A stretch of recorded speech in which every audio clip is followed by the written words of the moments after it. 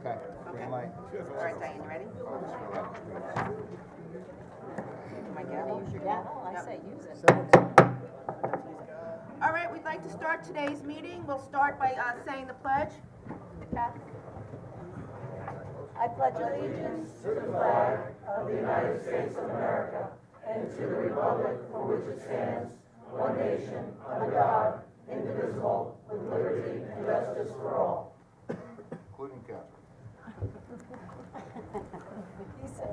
We have one bit of unfinished business, and we'd like to undertable Resolution 115 that awards the bid for the annual heating, ventilation, and air conditioning maintenance contract. Can I have a first and a second to untable? And make a motion we untable? Second. So moved. Second. First and seconded vote, please. Kent, Yes. Hubbard, Yes. Giglio. Yes. Wooten, Yes. Jen Smith. Yes. Resolution 115 is untabled. Now we'll call resolution 115 for a vote. Resolution number 115, awards bid for the annual heating, ventilating, and air conditioning maintenance contract. So moved. Seconded. Moved and seconded vote, please. Kent, Yes. Hubbard, Yes. Giglio. I'm thankful the room is cool tonight. Yes. Wooten, We Yes. turned the heat off. Jen Smith. Yes. Resolution adopted. And can I now have a first and second motion to close the town board meeting and open up the CDA meeting? So moved to close the town board meeting and open the CDA. I'll second. Moved and seconded vote, please. Kent, Yes. Hubbard, Yes. Giglio. Yes. Wooten, Yes. Jen Smith. Yes. The CDA meeting is now open. Is Dawn available? Yeah, she's here. Do you want to read the public hearing, or would you like me to? Go ahead, no, go ahead, you go ahead. Good evening, just announcing the purpose of this public hearing, which is being held on February 27th at 7 p.m.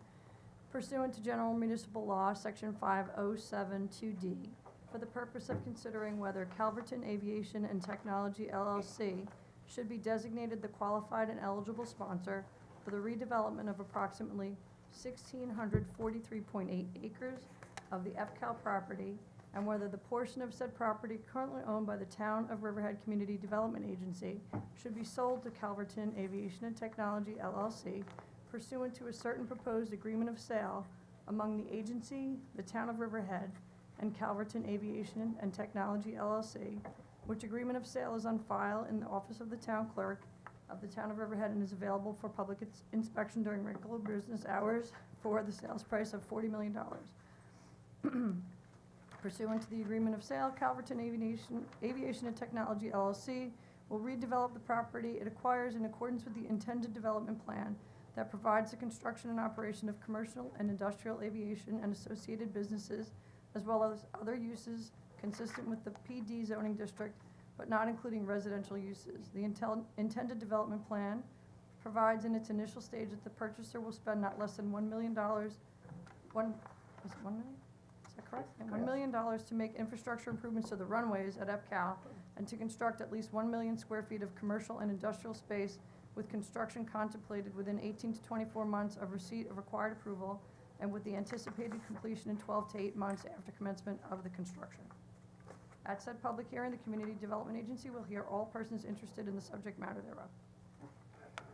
So we will now open the public hearing on the Community Development Agency designation of Calverton Aviation and Technology LLC, a joint venture to be formed by Luminati Aerospace LLC and 555 Real Estate One LLC as a qualified and eligible sponsor for the purchase and development of approximately 1,643 acres located within the premise known as the EPCAL Enterprise Park at Calverton. EPCAL, consistent with the goals and objectives of the Planned Development Zoning District adopted on August 16, 2016, the Town of Riverhead Comprehensive Master Plan as amended on August 2, 2016, and the Town of Riverhead Calverton Enterprise Park Urban Renewal Plan as amended on August 2, 2016. And before we go into tonight's hearing, I would just like to read an overview of the process for tonight's hearing. So first, we will have special counsel explain how the town board will determine if the applicant is qualified and eligible. The applicant will then present how they plan to develop the EPCAL property. We will then open the floor to the public to ask questions or make comments. If you wish to speak, we do ask that you complete a card and you can drop it off to Patrick up there. Once the public portion is, the applicant then will return up to the podium intermediately in between the questions to answer some of the questions raised by the public. And once the public portion is completed, the board will then raise questions to the applicant. The applicant will return to the podium to answer the questions posed by the board. The board at that point may adjourn or close the public hearing. And next, I would like to invite up our special counsel, Frank Eisler and Mike Heller, to explain how the town board will determine if an applicant is qualified and eligible.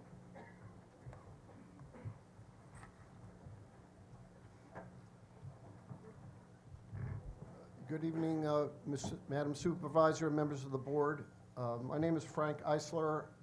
I'm co-counsel with Michael Heller, representing the town in this matter. Just very briefly, the factors that the town board as the governing body of the Community Development Agency are to weigh and consider after hearing all the presentations during this hearing include the experience of the individual or firm with development, construction, management, and financing of similar projects in size and scope to the proposed project. Second, a demonstrated ability to finance the acquisition and development, including the review of financial statements by the CDA, sources of funding being disclosed, and other financial statements and other financial information to show the wherewithal financially to perform the obligations of the agreement and to comply with the goals of the urban renewal plan. Third is a demonstrated integrity and responsibility of the applicant sponsor as determined by the CDA based on appropriate investigation by the town attorney and consistent with case law as to what constitutes integrity and responsibility. These factors are all to be considered in the board's duty to determine the qualified and eligibility of the applicant here tonight under General Municipal Law, Section 5072D, which is an urban renewal statute that allows for the sale of property in conjunction with an urban renewal plan. And that's what we're here for tonight. Okay, thank you.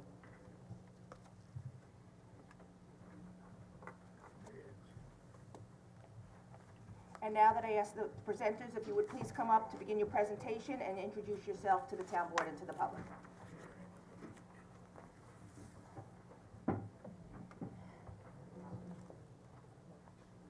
Do you need to use the overhead there?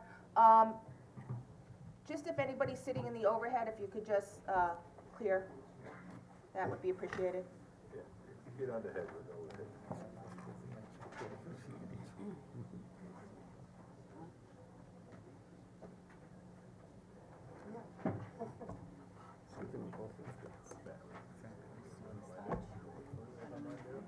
Do you have somebody that's going to? I got it. Oh, you got it, okay.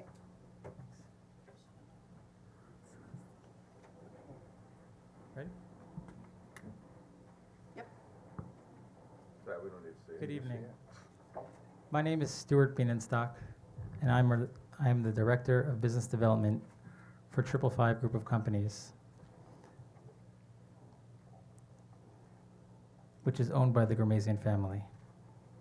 One of the partners in Calverton Aviation and Technology, or CAT, is 555 Real Estate One, which is owned and is an affiliate of 555 Group of Companies.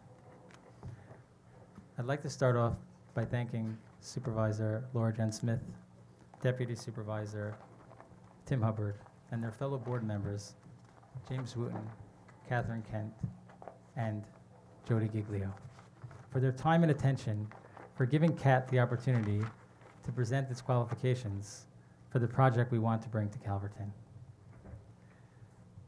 There was a time when Calverton's sprawling collection of Grumman hangars, assembly buildings, testing facilities, and laboratories were at the center of America's aerospace dominance. Innovation lived just inside the fence, where thousands of well-paid engineers, technicians, fabricators, machinists, scientists, and managers reported every day. Their presence helped drive the local economy, enhance real estate values, generate taxes, and attract a new generation to build not just fighter planes on Long Island, but careers. This was the birthplace of the Cats, renowned in aviation history, exemplified by the F-14 Tomcat. The people of Riverhead built the machines and gave rise to the ideas that drove the evolution of these aircrafts. This is Riverhead's legacy. This is Riverhead's history. And CAT would like to make this Riverhead's future. If CAT's proposal is approved, CAT's plans will reestablish Calverton and Long Island's prominent position in aviation, research, and manufacturing after a hiatus of more than 25 years. The acronym CAT pays homage to this proud heritage. So who is CAT? CAT is a company controlled by 555. 555 has a majority interest, owns 75%, and Luminati Aerospace has a 25% interest. One of the owners of 555, Sid Germazian, will be speaking to you tonight. CAT and the town have already negotiated an agreement of sale that will be entered into if the board determines CAT to be qualified and eligible to perform the agreement of sale. In the agreement of sale, CAT commits to build out at least 1 million square feet of commercial and industrial space. However, CAT will conduct extensive site plan and other studies after the agreement of sale is signed, and CAT anticipates that based on such studies, it will be able to build out much more space. The primary emphasis of the development will be on aviation, technology, and permitted supportive uses. No residential or mall development will take place. The existing 2 runways at Calverton are incredibly valuable assets, and CAT believes that any development plan that does not fully exploit the runways is squandering this value. CAT's development plan will take full advantage of the 2 runways, and CAT has committed in the agreement of sale to spend at least $1 million to improve both runways with a lighting system, enhanced security, reactivation of the GPS approach system, and general maintenance. CAT is incredibly committed, passionate, and excited about this project, and we love to share our enthusiasm with the countless people who will benefit from the project. However, the purpose of this hearing is not to debate the merits of the agreement of sale. It is to determine if CAT is qualified and eligible to perform the agreement of sale. We will now present to you information which we believe clearly demonstrates that CAT has the ability to bring this project to fruition. Our initial speaker is Sid Germazian. Sid directs and oversees all of 555's U.S. non-real estate activities. Over the last 15 years, he has diversified the family's interests to include investments in companies in technology, defense contracting, industrial manufacturing, food manufacturing, oil and gas, venture capital, and finance. Sid currently serves as chairman and CEO of Community Federal Savings Bank, a federally chartered savings bank headquartered in Woodhaven, Queens, that is owned by his family. I'd now like to call up Sid Germazian.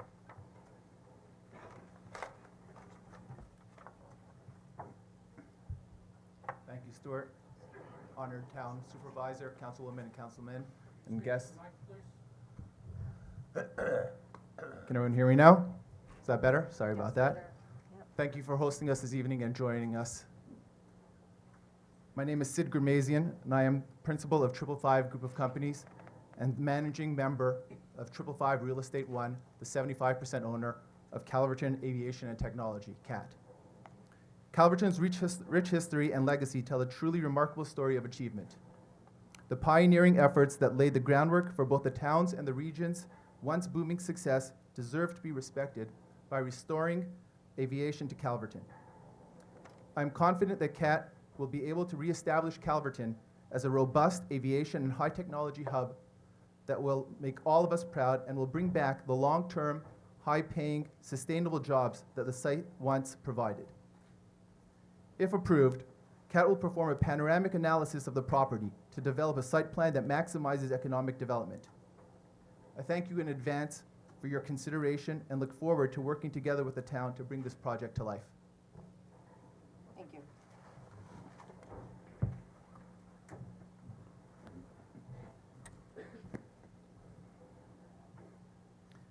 Thank you. Our next speaker is Mr. Steve Rogers, a former aerospace executive whose award-winning economic development efforts in Utah are credited with creating thousands of jobs. Steve is a recipient of the Utah Governor's Medal of Science and Technology for his work in generating business growth across science, technology, engineering, and math industries, and for invigorating the regional economy. Steve? Thank you, members of the council, for the opportunity to address you tonight. Hello? Can you hear me now? Yeah, All right. Sounds like an advertisement, doesn't it? Heard that one before. I can't express how pleased I am to be able to be here because I love to create opportunities. I'm passionate about fostering an environment in which synergistic relationships can create an organization that exhibits a whole that is far greater than the simple sum of its parts. Under the direction of Governor John Huntsman, that is what we set out to create with the Advanced Composites Cluster in the state of Utah. In just under 3 years, we increased the size of the advanced materials industry in Utah by 13%. In these 3 years, we added about 1,700 high-paying, high-technology jobs. That may not sound like a lot, but those jobs added $2.3 billion to the statewide industry sales and about $500 million in wages and compensation. In addition, we added over 8,000 additional service sector jobs, which included doctors, teachers, nurses. The development efforts we undertook in Utah were a statewide effort. What I find exciting about working with Calverton is that the efforts are similar in size and scope to what we set out to achieve in Utah, but it is happening in a much more concentrated area. This gives us an opportunity to create closer alignment among businesses in creation of a true aviation ecosystem. Organizations that are involved will either be co-located in Calverton or within close proximity, giving them easy access to each other. The Calverton site possesses some unique advantages when it comes to creating an aviation technology ecosystem. The runways are unparalleled in the Northeast and offer unique capabilities to aerospace companies who desire to do development or need flight testing. They also offer commercial attraction to businesses like maintenance, repair, and overhaul, what we call MRO, who may need occasional access to the runway. Before I move away from the Calverton runways, though, I want to take a moment and address proper use of the aviation infrastructure that exists there. I hear that there's an alternate suggestion to use the site to install a solar farm. And when I think about that, it's not going to create nearly as many jobs as the CAT proposal would create in terms of construction. Even the construction workers needed for a solar installation do not represent as many hours of construction work as the 1 million square feet of high technology industrial space that CAT has guaranteed. Beyond that, there's no recurring revenue base once the solar installation is complete. If you want solar energy, why not simply utilize the 1 million square feet of roof space and install the solar on top of the roofs of the buildings that CAT is going to be supplying? But please, please don't destroy the historical value of this site with its runways and its value to aviation and technology. One of the less tangible advantages of EPCAL is its relationship to aviation history. That goes far beyond the former Grumman presence at this site. A century ago, Long Island was a hotbed of aviation activity with names like Curtiss and Lindbergh, Sikorsky, Osborne, Fairchild, Sperry, and I'm afraid the inappropriately named Doolittle, who actually did lots. This is an opportunity to revive that legacy in a meaningful way by reviving the spirit of aviation technology and innovation to which this area legitimately can lay claim. CAT plans to build a scalable education infrastructure that meets the training needs of the aviation and technology industries by training the citizens of Riverhead and Long Island. This will include skills development at all levels of vocational training and higher education. CAT also is intent on initiating programs to stimulate interest in STEM, science, technology, engineering, and math subjects at the kindergarten through 12th grade level as well. CAT will also introduce entrepreneurial leaders, training and assistance to give the leaders who come here the specialized tools that they need to succeed. In order to accomplish these goals effectively, we will need to understand the needs of each business located in Calverton, tailoring the educational offerings around those needs. When I was contacted by CAT, I enthusiastically accepted the leadership role because I believe that together we can do far more than merely reproduce what was done in Utah. I believe that we can exceed those expectations and give a thriving center for aviation technology back to the Riverhead community. We can create a recurring revenue structure that will fund improvement to community services such as schools, police, and firefighters.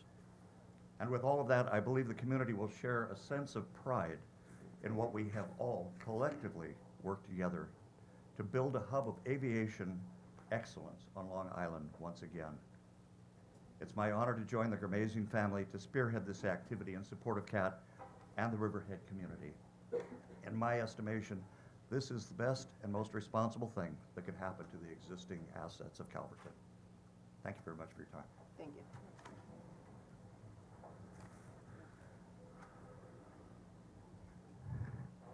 Thank you, Steve.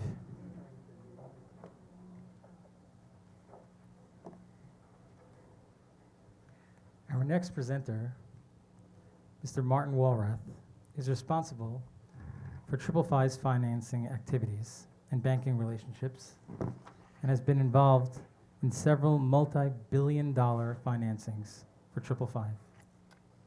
He is also the director of the Ghermezians People's Trust Bank, which is the largest privately held financial institution in Canada. Martin was previously Senior Vice President at Mellon Bank. And it's my pleasure to call up Martin Walrath.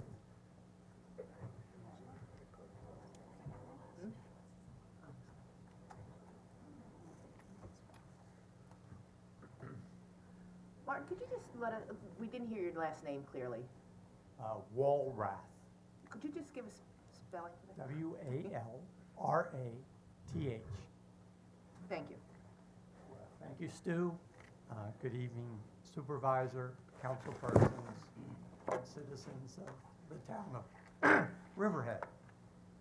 I've been asked briefly to speak to the council with respect to the financial capability of the 555 group and of the use of 555 Real Estate One LLC in this venture. I am Executive Vice President of Corporate Finance for 555. I have been with the company for some 27 years. I was a commercial and international banker. Before that, I've lived both in Canada, worked with the Ghermezian family in Edmonton, as well as spent the last 6 years working in New Jersey on the American Dream Project. And I think that those will illustrate to you the financial capability and capacity of the 555 group. When we measure that capacity, and I should step back because the only mystery to the capacity is the fact that we are a private company. We are not a public company. And as a result of that, we don't produce public securities exchange financial statements. But in all of our activities, we go through a rigorous review process with the financial institutions that we interact with, and in many cases with regulatory bodies, both at the state and federal level. So that review process and vetting of 555 and its financial capabilities are well established.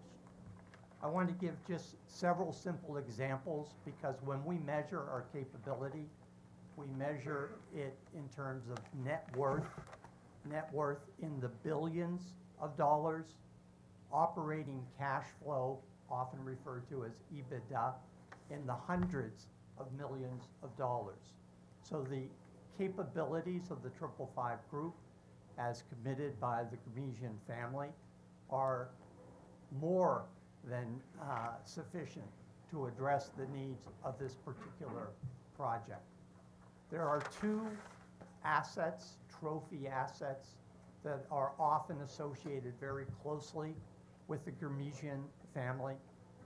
In Canada, in Edmonton, a project called West Edmonton Mall, the largest retail entertainment destination project in North America.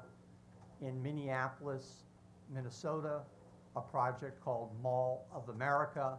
It's the #1 destination as identified by Time Magazine in the retail entertainment area in the United States. Just those two assets alone provide net worth to the Gurmesian family of in excess of $2 billion and operating cash flows generated in excess of $200 million. The Gurmesian family's assets in real estate alone, which I am concentrating in, are far more extensive than simply Mall of America and West Edmonton Mall. They have significant holdings in Western Canada and in other locations in the United States. In addition to those holdings, another area, and let me step back for a minute. Both West Edmonton Mall and Mall of America in the last several years have undertaken substantial financings. In the case of West Edmonton Mall, over $900 million was raised against the value and the cash flow of the property. It was arranged by the Royal Bank of Canada, one of the largest financial institutions in Canada, and had an array of investor participants, which would be some of, again, the most sophisticated institutions. They conduct a rigorous analysis and due diligence of the asset to make a determination that it has the capacity to absorb the financing and the debt and to meet the debt coverages that they require. In the case of West Edmonton Mall, that coverage is almost 2.5 times on $900 million of debt.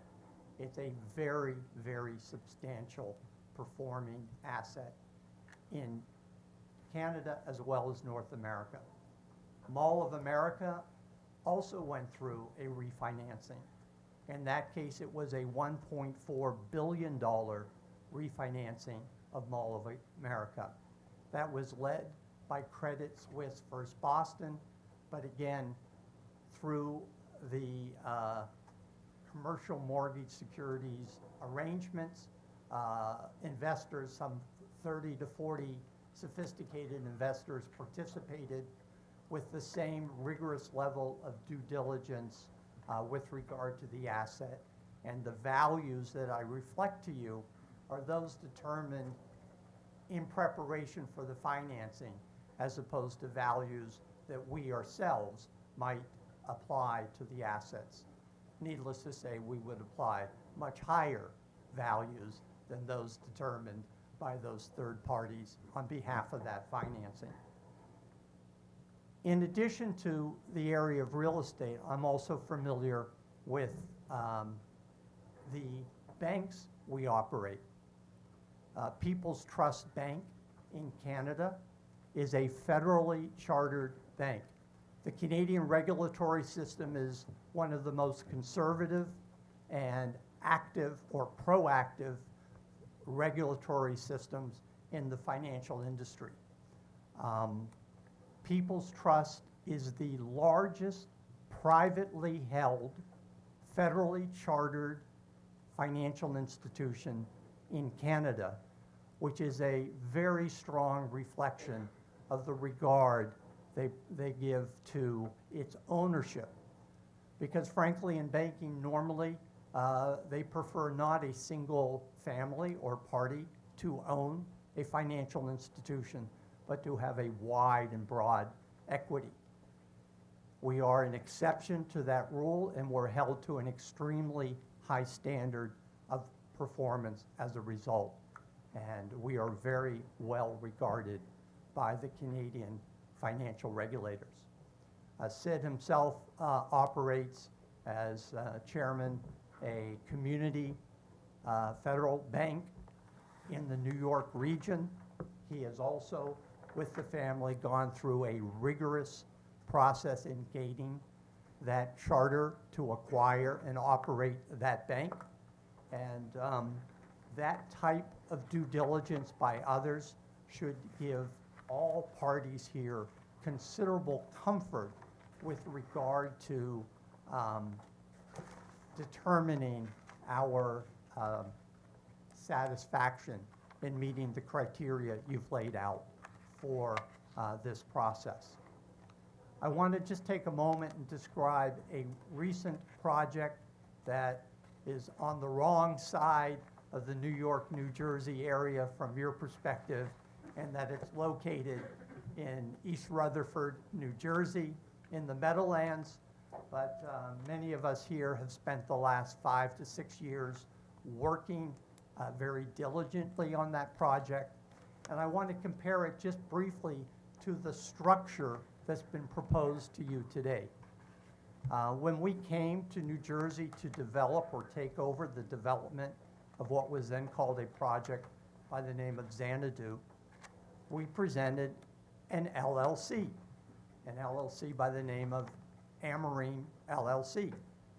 LLCs are single-purpose entities. They are the structure of virtually all real estate development that occurs in the United States today.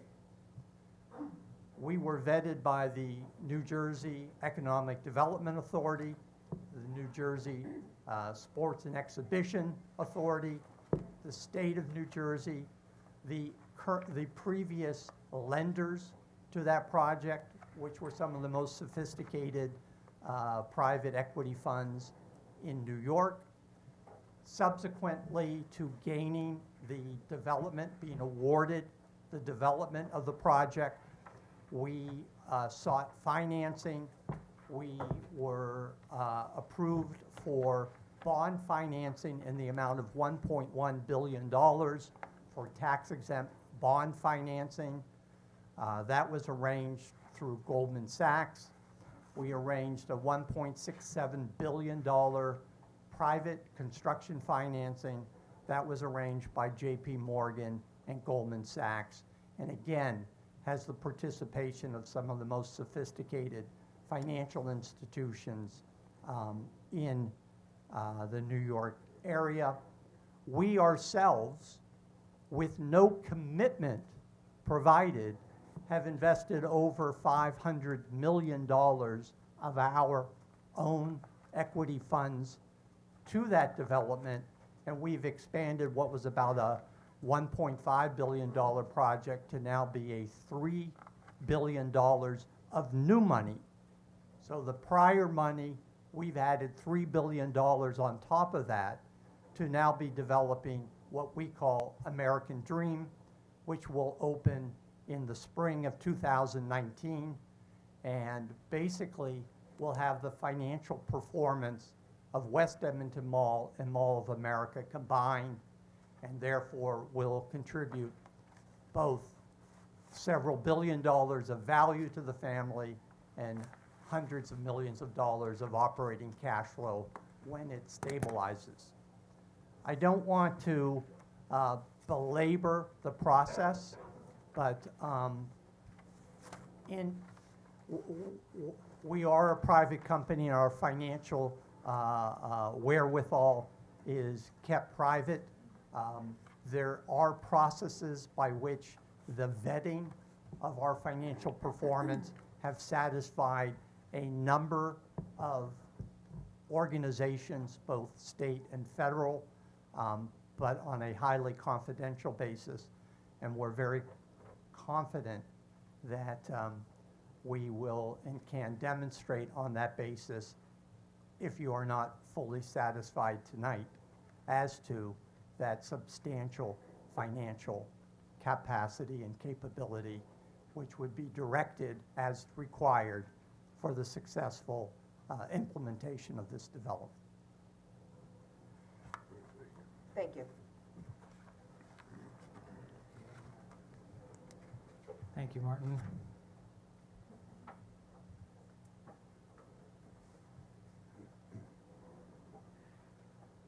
You will now hear from Ira Perlmutter. Ira founded T5 Equity Partners, the private equity investing affiliate of the 555 Group of Companies. It focuses on oversight of operations, new business development, acquisitions, and joint ventures with other family offices and companies. Ira?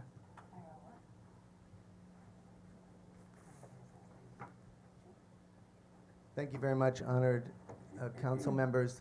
Again, my name is Ira Perlmutter. I started the private equity business of the family, investing, buying companies. Our focus is to buy promising companies anywhere in America. We look to buy small companies where we can use our capital, our relationships, and our Rolodex to build value. Just like to cite a couple of examples that we did. Recently, we bought a company about 3.5 years ago, actually in a bankruptcy. Within 6 months, we had doubled the employment there. Within a year later, we opened a new facility in South Carolina to grow that business. We're now about to open a new facility in Arizona. Our focus is constantly on building and creating value in whatever it is that we do in terms of working with our people. When we bought that company, the employees didn't have health care. I insisted, the family insists, everybody has to have health care. We take care of our employees. We view the way we do business as having proper values to take care of our workers, our employees, and our customers. I've bought 11 companies for the family, many of them in cities that you may never have heard of, DeLand, Florida, Cedar Falls, Iowa. And what we try and do is, again, take our capital, our relationships, and Rolodex and build those companies. And we've been very successful in doing so. And we would look to do so the same thing out here, build and create value here. One of the things that we're looking at would be to expand our operations from some of those companies here. We have a company in Florida that makes generators. We have a company in Philadelphia that makes ultra-high pressure valves. We're on every ship in the United States Navy. We're the #1 valve for Prax Air worldwide. We would look to expand operations to our location out here. I can't help noticing that the mission statement of the town is Pax et Prosperitas per Progressum, peace and prosperity and progress. I could say this is the hallmark really of the 555 organization, of peace, prosperity, and progress in everything that we do, to really work with our employees, our companies, our communities, to really build and create value in everything that we do. Thank you very much. Thank you.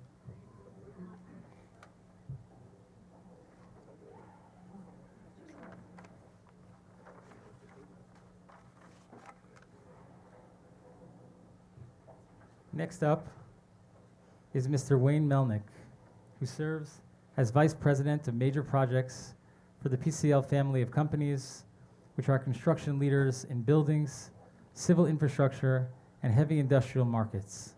Wayne is currently serving as the Project Director for 555's American Dream Project.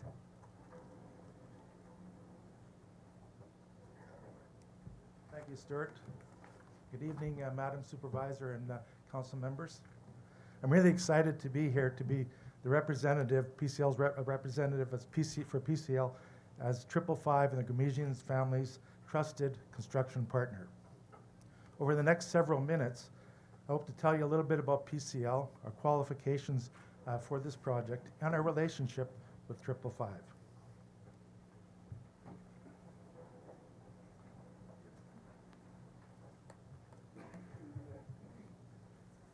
PCL is a large general contractor operating primarily in North America.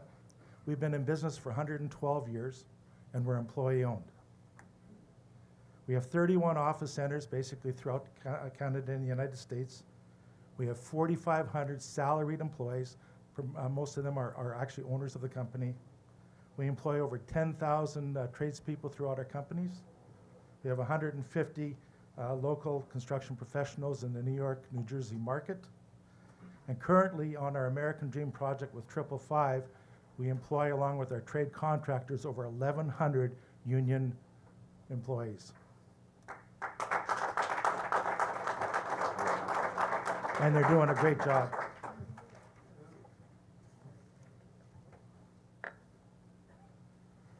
We're very proud of our commitment to outstanding business practices and human resource practices. We excel, and we're very proud of our excellence in quality, innovation, safety, and community spirit. We're actually very, very prominent with United Way, and we raised as a company about $10 million between our employees and ourselves for the United Ways throughout Canada and the United States. So we're very proud of that. As far as statistics within the industry, Engineering News Record, which is renowned for basically being the spokesperson of the construction industry, we are rated the 8th largest general contractor in North America. We currently do between $8 and $10 billion worth of work a year. We're very proud to be, for 12 consecutive years, named as one of the top 100 best companies to work for. We're also very, very proud of being a green contractor, rated number 3 currently. And I have to tell you that our PCL headquarters was one of the very first buildings in North America to get a full Green LEED certified certification.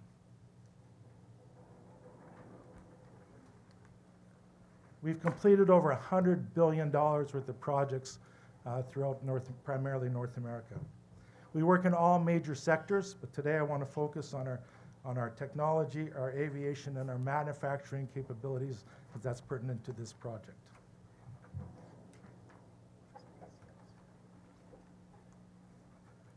We have a long history of delivering billion-dollar projects. Recently, we completed a large project in Toronto at the airport, $2.1 billion, a huge facility in the oil sands up in northern Alberta, $1.9 billion. And we just recently completed, very, very recently, a cancer center in Victoria, cancer center in Melbourne, Australia. We currently have 3 billion-dollar projects underway. One's in Calgary. It's a cancer center. One is in Los Angeles. It's at the airport. And the most recent one that we're working with 555 and the Gramesian family is on the American Dream project. And our portion of that billions, it's worth several $1 billion. Our portion, our contract, is worth $1.8 billion on that very exciting project.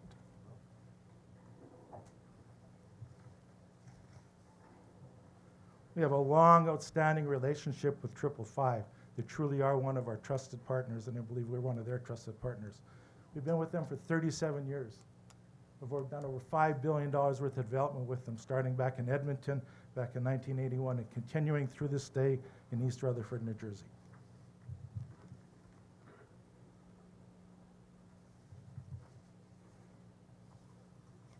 We've done over 250 aviation projects in North America. On the board there, you can see some of our projects with runways, hangars. We actually did the Boeing Everett Delivery Center in Everett, just north of Seattle. We've worked in major airports in Vancouver, Seattle, San Diego, Denver. I was actually the general superintendent on the main terminal at DIA, and in Anchorage, Alaska. We have strong capabilities in manufacturing. We've done over $5 billion in manufacturing projects.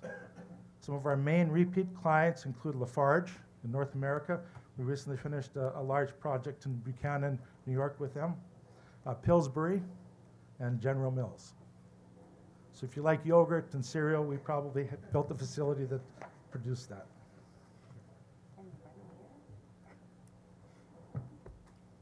We have a strong portfolio in technology.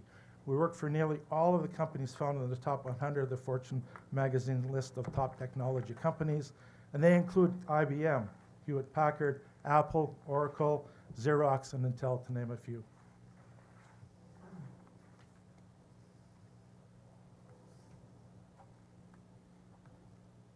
We've completed over $3 billion worth of work on research labs.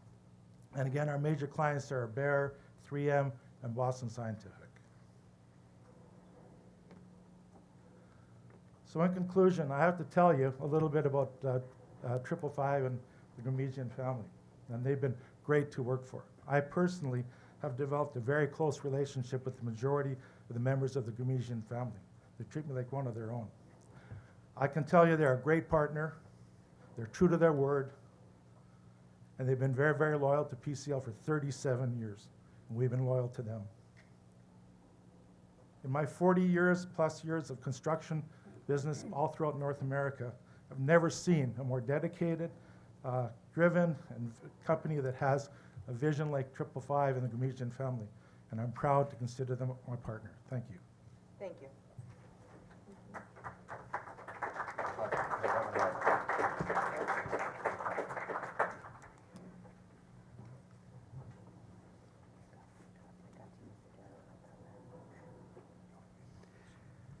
Our next speaker, David Charette, is a principal of Langen Engineering, Environmental, Surveying, and Landscape Architecture, a premier provider of integrated land development, engineering, and environmental consulting services.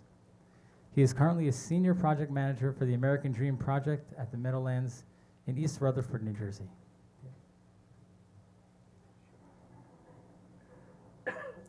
Thank you, Stuart. And good evening, Supervisor and councilmen and councilwomen. Again, I'm Dave Charette, and I'm a principal in the Design Professional Corporation of Langen Engineering, Environmental Surveying, and Landscape Architecture in the state of New York. We are a national and international professional engineering and environmental engineering consulting firm. We have over 1,000 staff in 23 offices in the U.S., as well as 7 offices overseas. We offer land use development type consulting, ranging from geotechnical engineering, site civil engineering, environmental engineering, traffic engineering, landscape architecture, and surveying services. We have an office in New York City, and our main corporate office is located in Parsippany, New Jersey. Both of these offices would serve this project. I'm here to support the town's designation of CAT as a qualified and eligible sponsor for the project. Langen has been retained by CAT to assist them as part of their consulting team in evaluating the redevelopment of the site. Langen has worked, and I have worked for 7 years with 555 and its affiliates, mainly on the major multi-billion-dollar redevelopment project that's called the American Dream in East Rutherford, New Jersey, on the Meadowlands Sports Complex, home to MetLife Stadium. I have been leading that charge, and over the 7 years developed strong working relationships with various members of the 555 organization, and look forward to working with them on this project. Thank you very much. Thank you.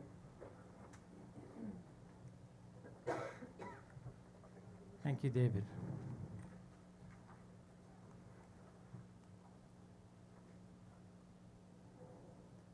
You will now hear from James Lima, who is president of James Lima Planning and Development. James has more than 30 years of experience in the planning and implementation of economic development and community revitalization projects throughout North America. James is helping plan and implement a broad range of economic development projects, including new corporate campuses for 2 of the world's largest and fastest growing technology companies, a $1 billion flood protection project for Lower Manhattan, and the New York State Downtown Revitalization Initiative in Westbury, Long Island. James' firm is also a real estate and economic advisor to the Suffolk County Industrial Development Agency, where recent work has focused on transit-oriented development strategies for Amityville, Copiague, Lindenhurst, East Farmingdale, Smithtown, and Kings Park. As a New York City public development official, James led the Downtown Brooklyn redevelopment plan, which resulted in more than $10 billion of new investment. James?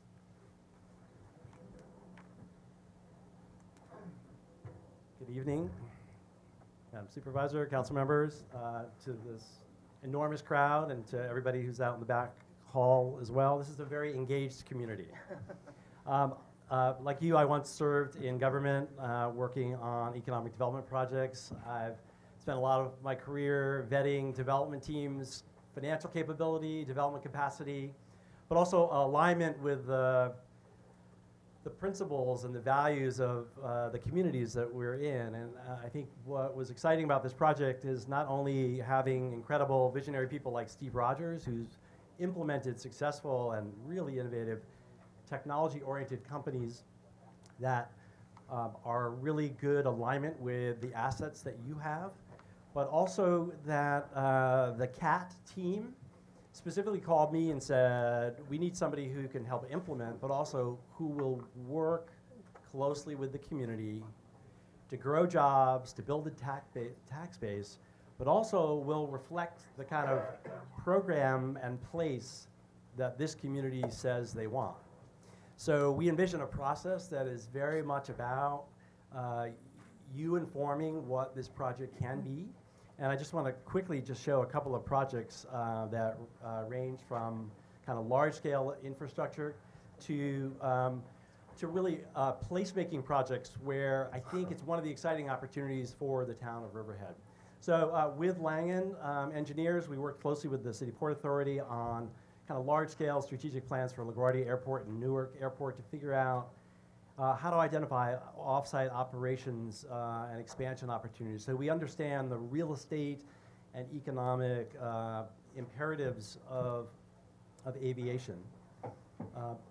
Currently, we're working on two incredibly exciting large-scale campus master plans in California for two of the world's biggest technology companies.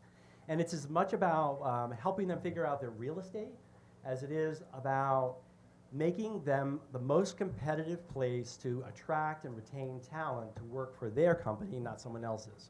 So what is that? That has a great intersection with all the quality of life attributes that you want to maintain or to grow or to amplify. All the things that you love about Riverhead. How can the amenities that a workforce wants and needs and used to have at Calverton again be part of the life of this town. Working with the Long Island Regional Economic Development Council and the mayor of Westbury, Long Island, we worked on a downtown revitalization project which had a pot of $10 million at the get-go. And we had to identify implementable projects, again, working with a broadly representative community working group. And that's a process we imagined replicating here. In Glen Isle, it was really about identifying opportunities to align public benefit goals with private investment imperatives, finding the place where those two intersect to maximize the economic output, but also the long-term value to community. For Steuben Food Science and Innovation Center, this was an upstate, downstate R&D and product fabrication and distribution facility within New York State, where we secured available Empire State tax credits and other incentives, because it was an industrial project that was really aligned with where the state wanted to go with innovation and food science. And lastly, Suffolk County Transit-Oriented Development was really about planning for economic growth and, again, increasing our tax base, growing jobs, leveraging the transit infrastructure that we have on the island, but also as much thinking about zoning strategies, land use strategies that preserve community character and manage growth. Thank you very much. Thank you.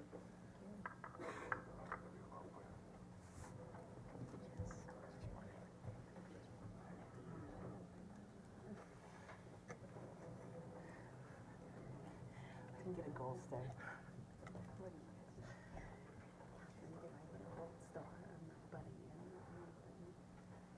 You will next hear from Jim Kirkos. Jim is President and Chief Executive Officer of the Meadowlands Regional Chamber of Commerce, whose mission is to accelerate economic, community, and business development by providing its membership with networking and relationship building opportunities, destination and tourism marketing services, business education and leadership training, legislative and public affairs advocacy to businesses of all sizes across all industry sectors throughout the greater Meadowlands region.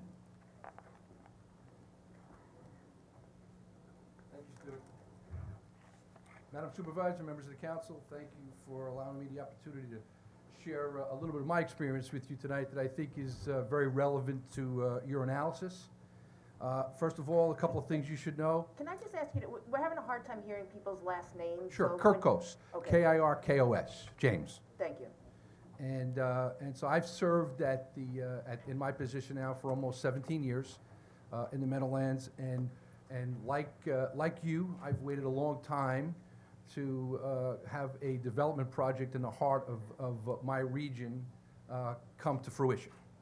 And I think my comments are going to kind of bring this down to a human level and to a community level, which I know is real important to you because it's important to me. It's what I do every day.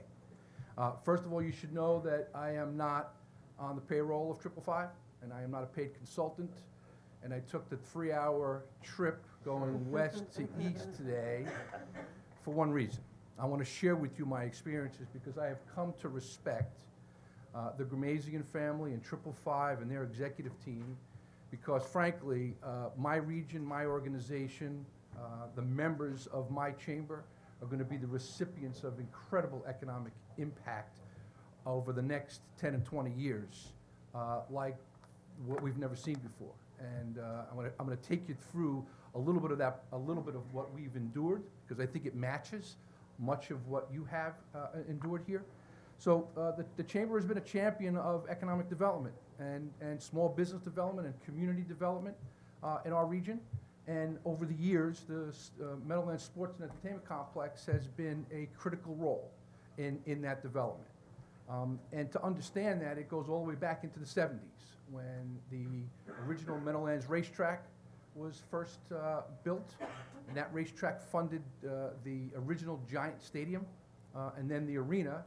That Meadowlands Sports and Entertainment Complex was the hub. It was the economic engine, because prior to that, we had pig farms in Secaucus, and there was garbage dumps, and in our particular area, there was 7 or 8 or maybe 9 active landfills, and we didn't have any economic development. And so the sports complex drove that economic development and job growth, and it transformed the communities up until today. And so over the last 15 years, we've been a big proponent of the continued redevelopment of the sports complex. And there's been times when that redevelopment was in real question. And this goes back as far as 2003, when the Sports Authority at the time decided that they were going to look to do something with a lot of their vacant land and bring in potentially a big project to the sports complex. I'll fast forward, that project became known as Meadowlands Xanadu. And it was promoted by the Mills Corporation, who eventually went out of business. It was taken over by a company called Colony Capital, and then they lost the project in the recession. And then our white knight came into town, 555, and saved the project and came and met with local officials, met with the state, met with the Sports Authority, all the local governing and regulatory departments, and we began a process. And it's been a long process, but we are at a point in time now where I can't tell you the amount of energy that is being invigorated into our community because the project is now real.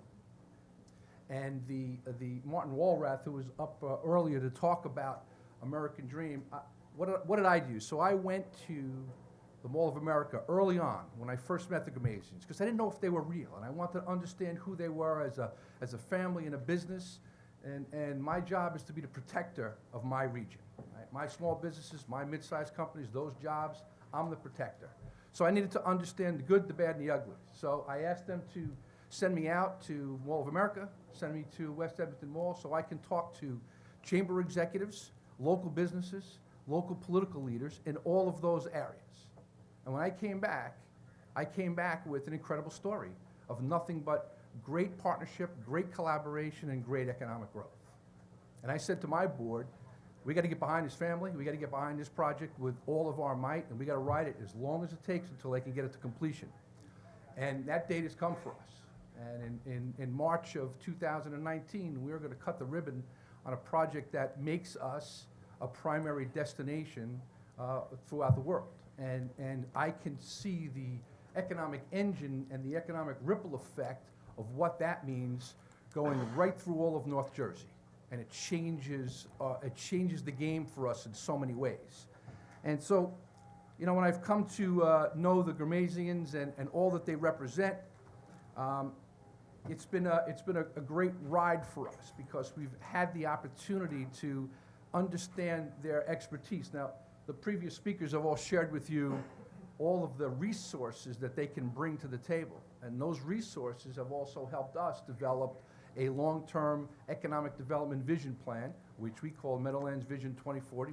We've released it just recently. That vision plan has got the sign-off of about 14 public officials in our region, including mayors and local state assembly and senators, county executive, along with the entire business community. That's not typical. And we've put this vision together, and that vision is their vision, and our vision is going to be able to enjoy long-term economic success because of what they're doing here in the Meadowlands. And we think that that's real important to us, and it should be important to you. So, you know, you've understood the regulatory process. You're here to determine the wherewithal of this organization, and I'm telling you the heart-to-heart, people-to-people respect and credibility and trust, and all of that is earned. It's not bought, and they've earned it. They've earned it in my organization. They've earned it in the community.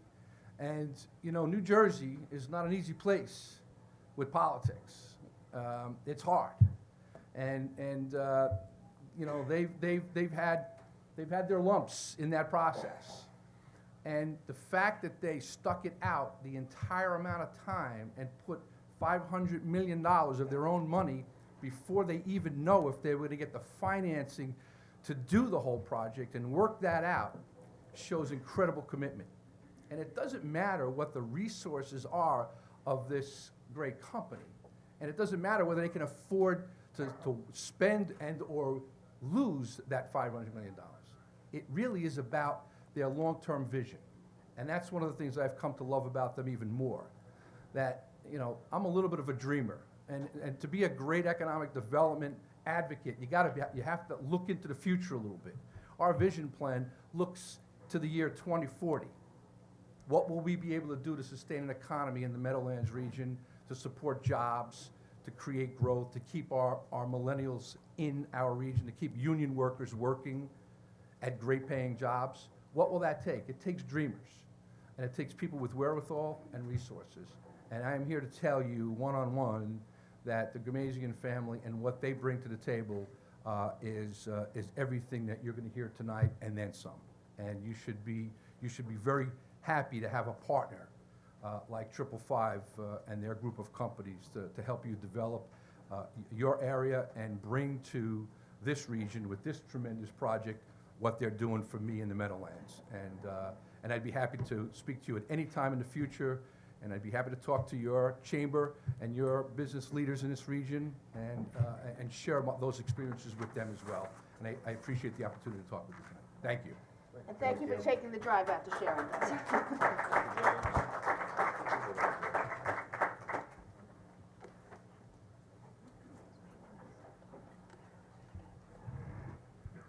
Amy Herbold, who is the Director of Development of 555, is now going to read a statement from Sue Perpich.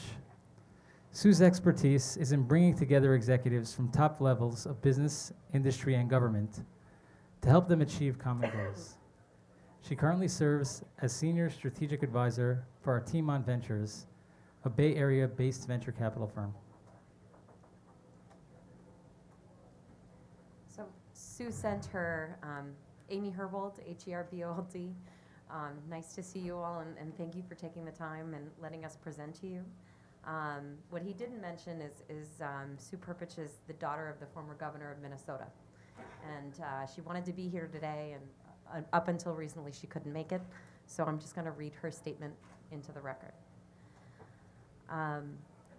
When my late father was the governor of Minnesota and working with the Gramasian family in conjunction with local politicians and design and construction companies to establish the Mall of America, our family and the community of people statewide got to know the Gramasians. And as a lifelong Minnesotan, I can attest to the fact that they embraced us and poured their hearts and souls into their world-renowned project in Minnesota, and the citizens and dignitaries of our state embraced the Gramasian family as well. The Gramasian family was fully committed to making the Mall of America not only the crown jewel of our state, but that of North America as the largest entertainment and retail complex. It is a beacon of light that attracts people of all cultures, and it truly has become the epicenter of all things progressive and a place to commune in a sparkling, clean, and safe environment. The Gramasians, via their commitment to the people of our state, demonstrated what great possibilities the mall symbolizes, and together what could be achieved by working in tandem with state and local officials. The Gramasians believe that optimism is the fuel that sparks development, and what better tribute to a future of unparalleled wonder and light than the Mecca the mall has become. The Gramasians have a reputation for connecting people by creating idyllic places where people can thrive, and they've done so successfully worldwide. I hope you will have the honor and pleasure of teaming with the Gramasian family, as they're trustworthy, cooperative, and they bring dreams to life. I hope this statement from Sue moved you as much as it moved me when I read it. Personally, I've experienced with Jim, who just spoke, this cooperativeness, trustworthiness, ability to dream and bring dreams to life. When I first met 555 in New Jersey. It's what compelled me to join 555, as they hired locally in my home state. I hope we get the privilege and the opportunity to work with Riverhead in the near future. Thank you. Thank you.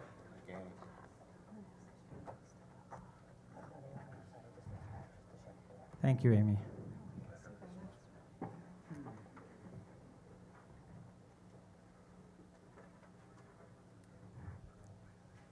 Unfortunately, Tony Tether was not available to join us this evening, so James Grindstaff of 555 is now going to read a statement from Mr. Anthony J. Tether.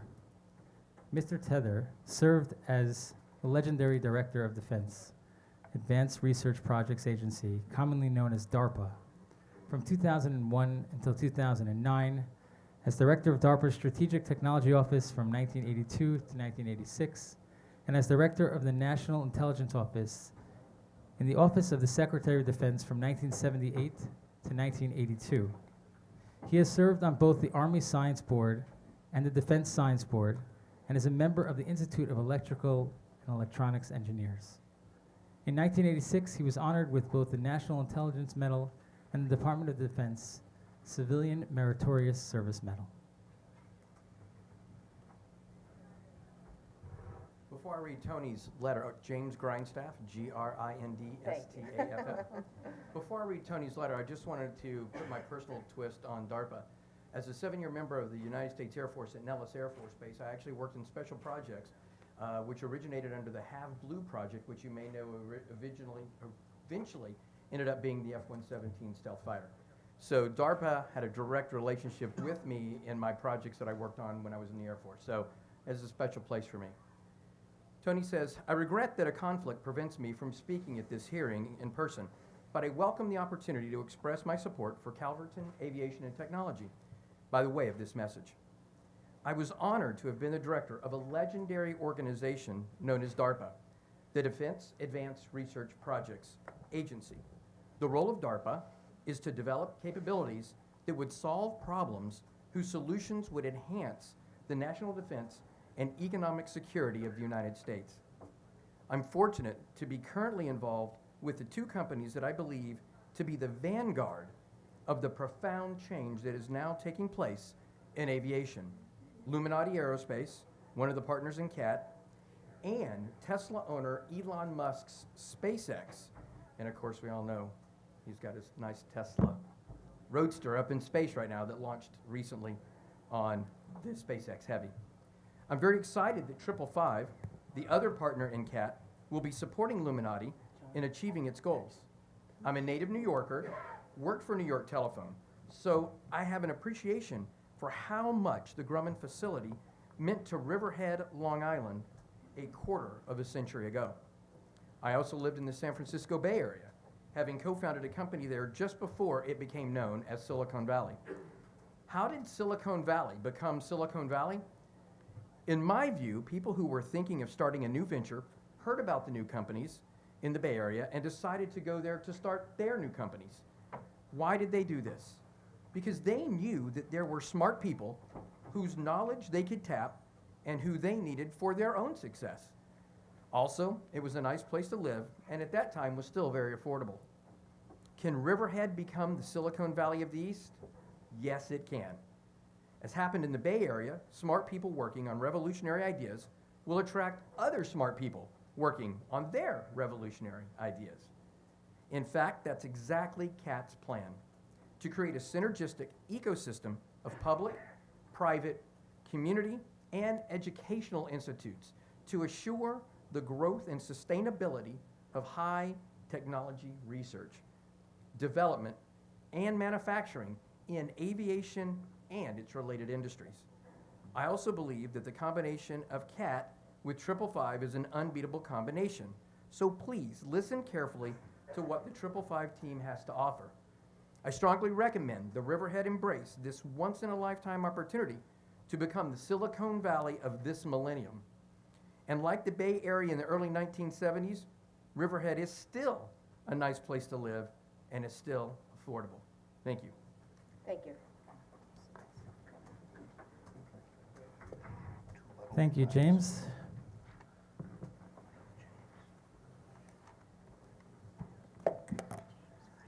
Our next speaker is Lieutenant General David Deptula. General Deptula is a retired U.S. Air Force 3-star general who was involved in shaping and managing military use of unmanned aerial vehicles. Among his many accomplishments, in 1991, General Deptula was the original attack planner for the Desert Storm Coalition air campaign.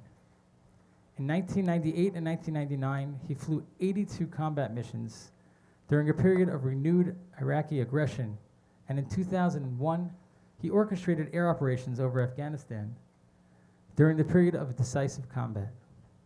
He received the Air Forces Association highest honor for achievement in the field of national security. It's my great honor to call up Lieutenant General David Deptula.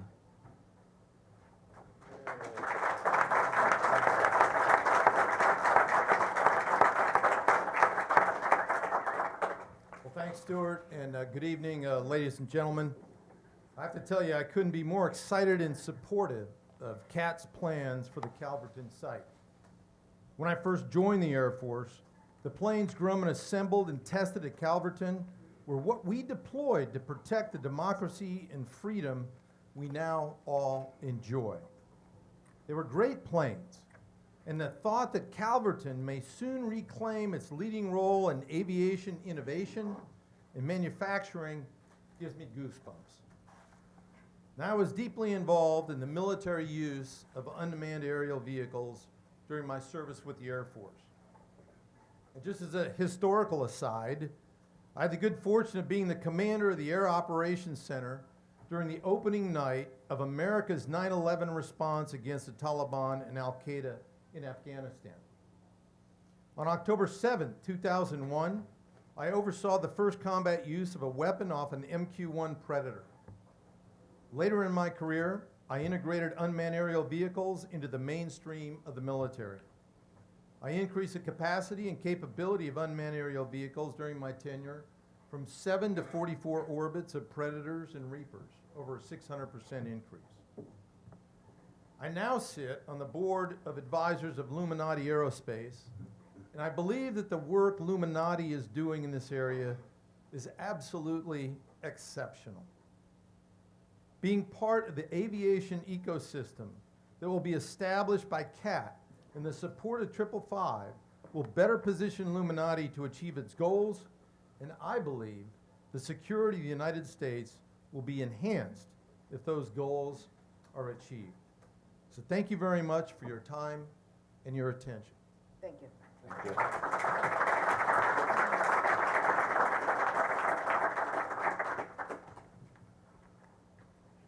you.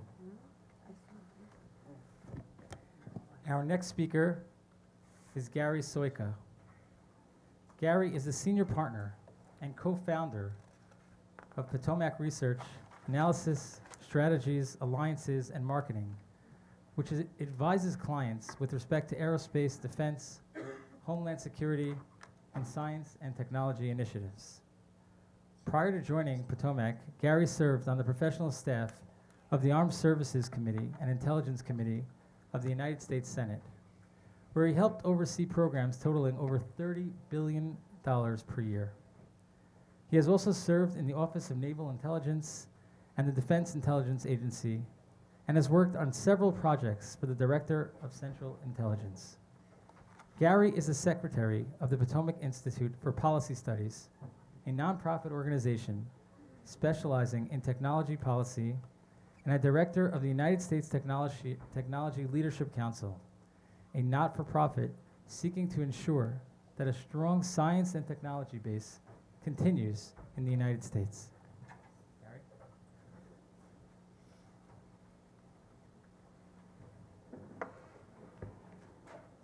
Thank you, Stuart. Distinguished supervisor, honorable council members.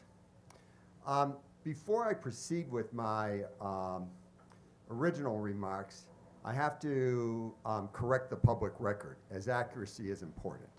The good General Deptula indicated that he flew 82 combat sorties.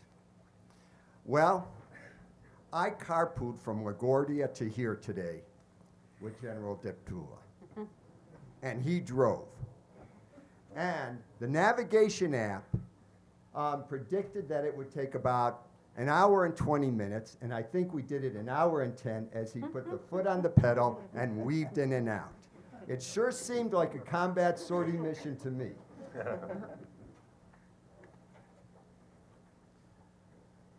Over the last 30 years of my professional life, I have been involved in manufacturing and technical initiatives across the nation.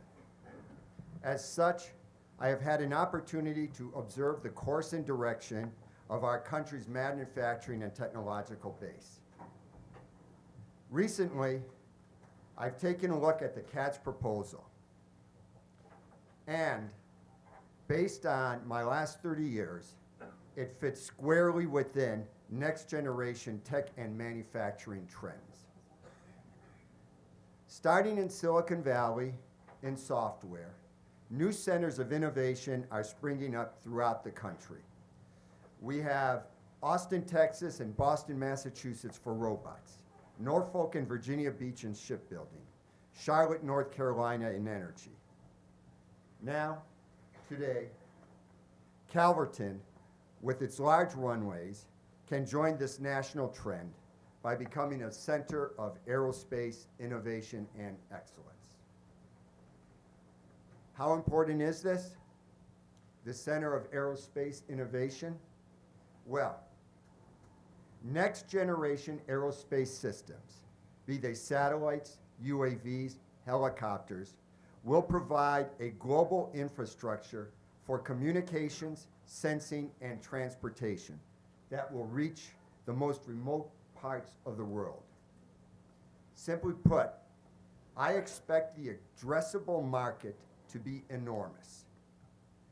It is not an opportunity we should pass up. The world will not wait for us. Given this market, the CATS project will provide high-paying, high-tech, intellectually satisfying jobs. It will foster entrepreneurial spirit that brings new ideas and renewed energy to the community. Also, CATS will form a synergistic relationship with the areas and education system. I have seen this happen before. Not only will STEM programs grow, and they will, but I expect to see companies and universities joining arms, creating startup companies or building new business units within existing companies. As I mentioned, I have seen such industry university incubators elsewhere. I've worked with them. It happens, it works. To conclude, CAT is good for Long Island, New York, and the US, and I certainly urge the council's support. Thank you. Thank you.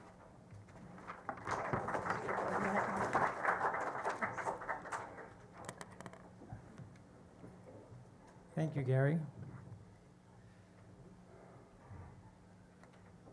Next up is Brett Schneider, who is president, Global Fibers of Excel Corporation, a global leader in developing advanced composites.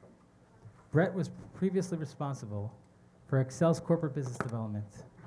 Brett sits on a variety of outside boards as an advisor to companies that Excel has invested in or partnered with. Thank you, Stuart. Madam Supervisor and honored council members, good evening. It is my pleasure to speak to you tonight about CAT and Luminati. So Luminati Aerospace announced May 25th, 2016, a signed supply agreement with Hexcel Corporation, the world leader in advanced composites materials for aerospace, space, defense, and industrial applications.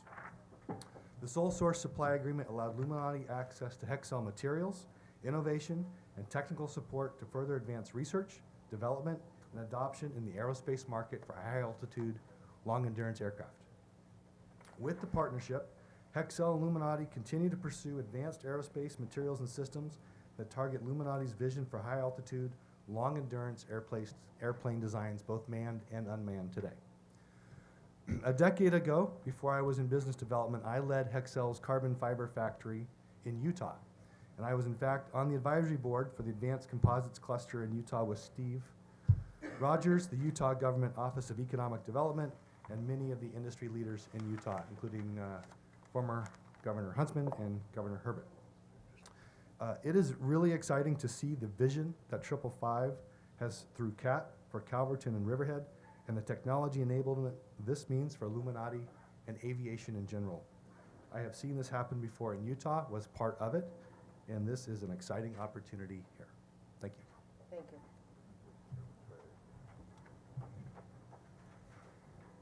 Thanks, Brett. You will now hear from Ben Tritt, a New York-based artist working in the fields of transdisciplinary art and design. Ben is currently working with several groups within the MIT Media Lab, Arts at MIT, and the MIT Museum in creating actual tools and internship opportunities for students to participate in research and development.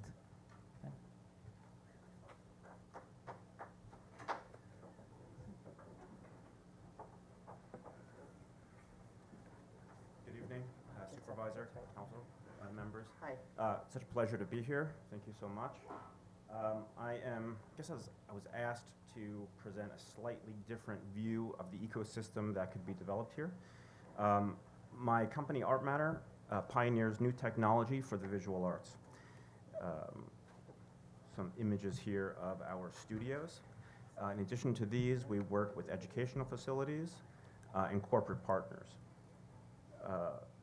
Some of these are the University of Constance and the MIT Media Lab. I ran a program where I brought many students from MIT over to Germany and vice versa. We have an ongoing program with the MIT Museum and the studio program there, and Arts at MIT. The Consortium for Research and Robotics, which is part of Pratt Institute, we had a location set up there. We subsequently moved to a new location with our corporate partners, Reliobotics in Manhattan, and a separate location with AECOM in Brooklyn. In addition to those, we also do events for outreach to the public, bringing in both professionals and students alike. For instance, this is Hacking Arts at MIT. It's one of, if not the biggest art tech conference in the world. We have, I think there were 800 participants from all over the world, both artists and engineers, to both learn and grow and prototype new designs. And the great advantage to this is you have this amazing convergence of the two fields of art and engineering that otherwise would never meet. The limitation of that is it only happens 2 days a year, at best 3. The advantage of bringing this type of culture here, if Calverton were approved, is that we could have it running 24/7, 365 days a year. It's hard. By the way, although I'm running a tech company now, I am not trained as an engineer. I'm an artist, full stop. And I think the historic precedent that's undeniable is artists tend to go into neighborhoods, communities, towns, cities, and you see amazing growth that follows that type of engagement. I think now the big trend that we're looking at is the convergence of art and technology together to build new culture, and I believe that's possible here. If CAT is approved, I will work tirelessly to build that as part of this town. Thank you. Thank you.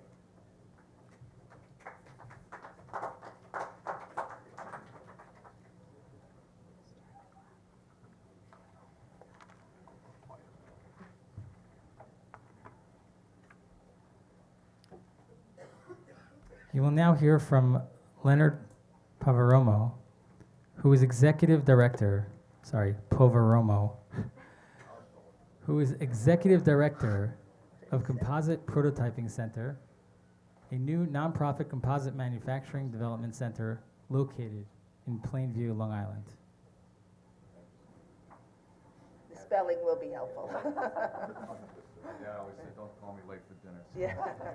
Poveromo, P-O-V-E-R-O-M-O. Thank you. Yeah, just a little background. I spent 45 years at Grumman, Northrop Grumman. Spent a lot of hours, a lot of overnight hours in the facilities that are existing out there. It's an incredible legacy, has been discussed before, and to have this, it does give you goosebumps. In fact, you can see that being resurrected. Curiously, one of the things that was developed early on was advanced composites. It's not a well-known fact, but it started on Long Island. The very first application is the F-14 horizontal stabilizer, built in '69 and developed by Grumman. Now it's taken 40 years for Boeing to develop the 787. Hopefully it's going to take a lot shorter period of time. Advanced composites is an abstraction of people. I was told I can't hand this around, but in fact, if anyone wants to come and touch it afterwards, that's what it looks like. In this case, it's a sine wave beam. It's a piece of structure for a wing. It's a combination of resin and fiber. This particular piece in aluminum, I'd have to pick it up with 2 hands. This is about half the weight, the same strength. Everything we build in aerospace and commercial applications is going to be advanced composites in the future. So the opportunity is here now. The fact is, this center you see here is in Plainview. It was developed in New York, and part of the challenge is convincing the people of the rest of the country that New York's did this, which is fantastic. Union built. Every piece of equipment is American made. It's got $15 million worth of equipment inside, and its ability to do work in development for small and medium-sized companies is the big advantage. There's only one other center like this. It's called Fraunhofer in Germany. That's why the BMW i3 and the i8 are composite, and Detroit's trying to catch up. We're trying to do the same kind of thing. We've actually been designated the Northeast satellite for IACME, which is the Advanced Composite Institute under the National Network of Manufacturing Initiatives in Tennessee. As a result, I have access to $170 million of Department of Energy money. We are on contracts now. We hope to develop further ones. One of the contract is looking at hydrogen tanks for a UPS van that's being developed in Stony Brook by a small company. So clearly we have giant opportunities to do a lot of work. The challenge of this center is that it is a prototype center. It'll never do production. And the goal of it was to have a manufacturing center that you'd be able to feed. And the goal initially was to put that center upstate New York. You got CAT now. And I would think this is a perfect opportunity to do development. The speaker after me will talk about a number of very specific contracts that we're going to be looking for places to place them in the next 2 to 3 years. And the CAT Center would be the kind of center that would actually do the development we're talking about. Now, in addition, our other mission, which is the reason why, by the way, I failed at retirement from Northrop Grumman, so they got me back in there to do STEM work and the workforce development, and that's exactly what we're doing. That's a big mission for us. We have to do the other work to keep it alive, but the STEM work, we're working with about 15 high schools. The fact is, you have local high schools who like to work with RevRed if that's an opportunity. These kids get a 15-hour course where they lay up parts, cure them, damage and repair them. They get lectures from people like me and Max afterwards, and they go through that and love it. We have a bunch of pieces of equipment in the center, like, for instance, we have an Audi right now that we're redoing. I have a partner that builds parts for people who have more money than sense in a lot of cases, but the bottom line is there's a great opportunity to do advanced composites in almost all the new advanced cars, and we're working with Ford, and we're talking to a number of other applications, McLaren. When our partner does all the McLaren and NASCAR development, and that's being done here in Long Island. Now, going through a lot of slides here, but we do composite training and education. CATIA is the computer-aided design. We have 7 CATIA stations, each one of them worth about $180,000 on license, and they're available for the people doing the work with us. And of course, they'll be available, and we're working very closely with Luminati to do that. In fact, we just ran a course, composite technician course, which a number of Daniel's people were there and a number of other companies. That was done through Empire State Development. We have a 60-hour course. The beauty of that course is that at the end of it, we're the only Northeast agency that can do that course as a certification program. When they're finished with it, they're certified as composite technicians nationally. They're going to get very good jobs at the end of that with that certification. We're hoping to do more of that. We're working with United Way for returning vets. This is a perfect path to a middle-class job. The beauty of it is, if we work with CAT and Luminati, we have a source of people that would hire these individuals. And they want to stay on Long Island in a lot of cases. That's actually one of the people that have gone through the class. That's a part that's being built for a Pratt Whitney engine. This is a course that can get into a lot. It's got a lot of labs. A lot of involvement. Actually, we have a large 3D printing lab. And I think you saw Northwell where they had a returning vet who lost his leg and they had a fairing put on so he could swim. That was done in our center. So that was really something that was extremely rewarding. That's the high school STEM class. And other activities, we do the manufacturing extension program with Stony Brook. So there's an opportunity to work with small companies that come with ideas, and we can get them seed money up to $25,000. To develop ideas and concepts that we can take them into production with. And that's basically the CPC story as it ties into both, hopefully, Illuminati and, in fact, CAT. So, turn it over to Susan. Thank you very much. Thank you, Lenny.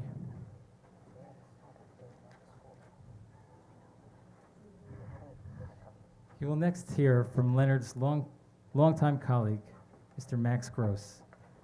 Max is president and founder of Cymex Technologies, which is located in Plainview, Long Island, and the director of engineering and technology for the Composite Prototyping Center. He has extensive experience in the area of composite design, material selection, and novel composite processing, fabrication technology.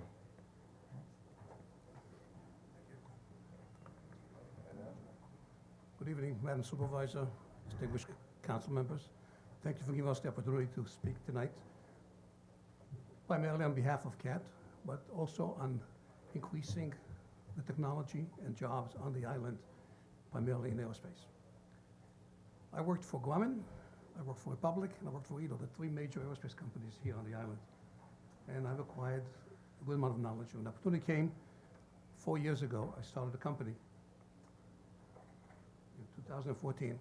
If you look at the names of the companies that the people that we employ come from, you have Boeing, which myself I worked for Boeing too, Dow UT, GKN, EDO, ITT, which is now Harris, Northrop Grumman, Joel Grumman, and Sikorsky. The names in blue are the companies that we deal with, basically doing work for them. We are a small company, agile, with a lot of talent. However, our talent basically is limited at the beginning to primarily engineering and using the CPC Center to validate our design by fabrication, prototypes, and actually testing them and validating them. We take technology, usually, but the Department of Defense is familiar with it, we take it from technology readiness level of 103, which is basically university level ideas, we should call it in the Air Force and Navy as playing in the sand, and we take it to level 608, which is ready to start production development. We have had, like, for example, one of those contracts, which is now in that stage, we'll show you later. Our basic mission statement is to develop technology just as well, just as good as the OEM can do themselves. And many times you develop new technologies, which the OEM is busy developing an airplane, and you come to them with a new technology to apply to the airplane, they usually will tell you no. What happens is you develop the technology, you mature the technology, either with funding from industry or funding from the DoD. It could be US Navy, or it could be US Air Force, or Marines, and so on. We take that development, usually an SBIR contract or an industry contract, mature it, and take it to fruition. Once we get to that point, which we have one of those programs, and this is some of the programs that we worked in our previous lives, that basically we can develop almost any kind of structure that you can think on an aircraft or on an engine, in advanced composite. And what our issue is, if you look at the first circle, we have the engineering capability and the development capability with Simex operating at CPC. When it comes to production, and we are very close to production on one of our projects, we were looking to develop a production site. CAT is the ideal place. We have the talent here on the island.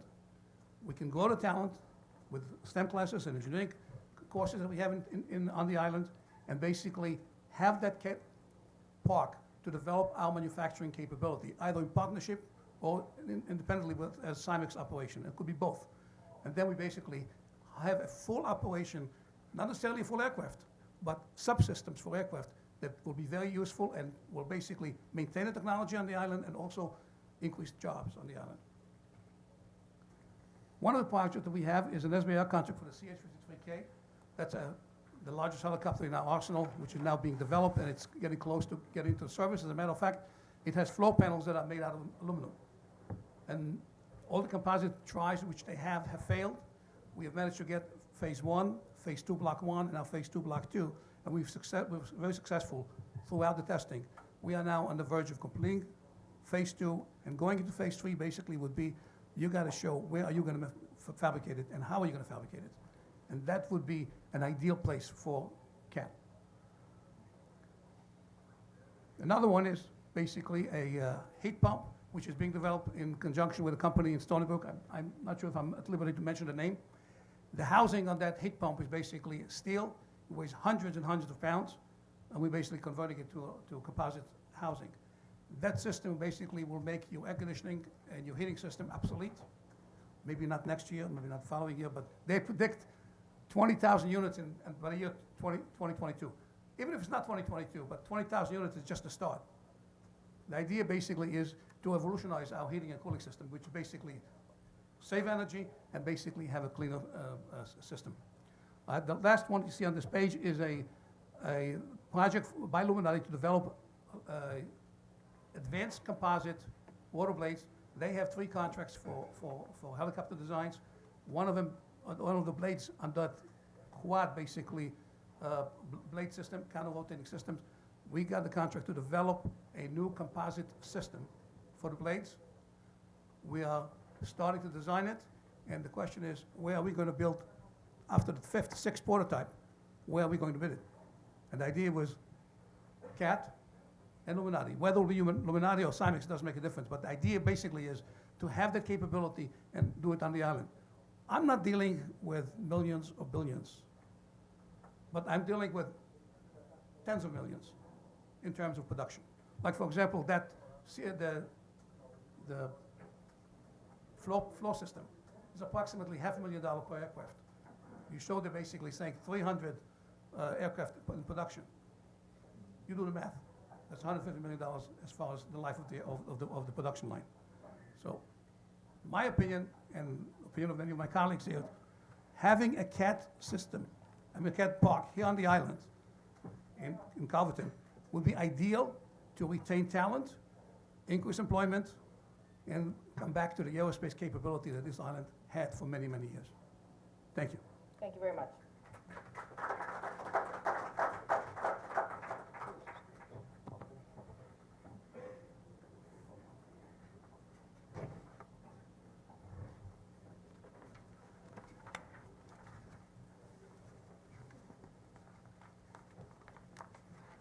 Up next is Matt Statler, who is the Stony Brook Director of Long Island High Tech Incubator.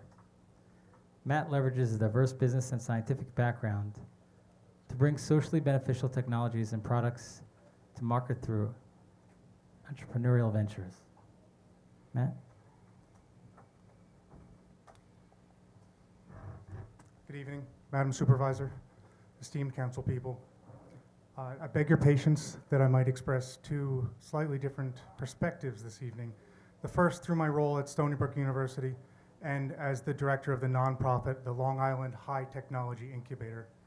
As I'm sure you're aware, Stony Brook University has a major commitment to education in science, technology, engineering, and math. In fact, it has the most research funding of any state university, and it's the driving force of education there, besides its additional commitment to liberal arts. Recently, I was assigned the post of directing all of incubation, which is not eggs, it's companies, with a technology focus, but not just a technology focus, I'm sure you're aware, with your focus on Calverton.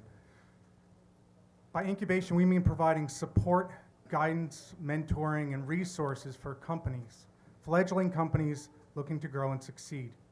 There are 4 such facilities that the university manages, one of which is in Calverton. The university sees a large opportunity in Calverton. I'm not here today as a university representative to advise you on what decisions to make. I am here to commit and recommit that we see an opportunity in Calverton and that the town of Riverhead can count on the university, its economic development mission, and its incubation programs in supporting it however it can in technology and entrepreneurship and economic development. The second perspective I'd like to share with you tonight is my own individually. I am the 4th scientist, or 4th generation of scientist in my family. I happen to marry a scientist. Together we're big nerds, and we have 3 children who are unfortunately doomed to most likely also be big nerds. We live in the town of Riverhead in Wading River, and there has been more than one conversation between my wife and I on the future outlook of our 3 children in this region. Being doomed to be nerds, we look around the community and wonder, where will they work? We have some good ideas where they might be educated. We have that local resource. But where will they work in a decent paying job that will provide them a comfortable livelihood to grow their own families and see a long-term future in this region for themselves? We don't have a concrete answer to that yet. The opportunity being discussed tonight is the first glimpse that I have had of a hope for that. So I'd ask you that you seriously consider it and make the best judgment that you can as you look out and try to shape the long-term future of not just your town, but the technology and career futures of the coming generations of Long Islanders. Thank you. Thank you, Mr.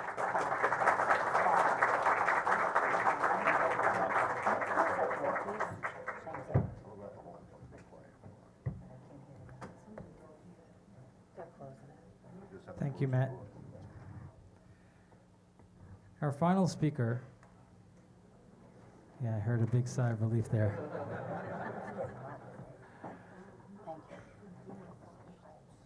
Is Mr. Nader Ghermezian.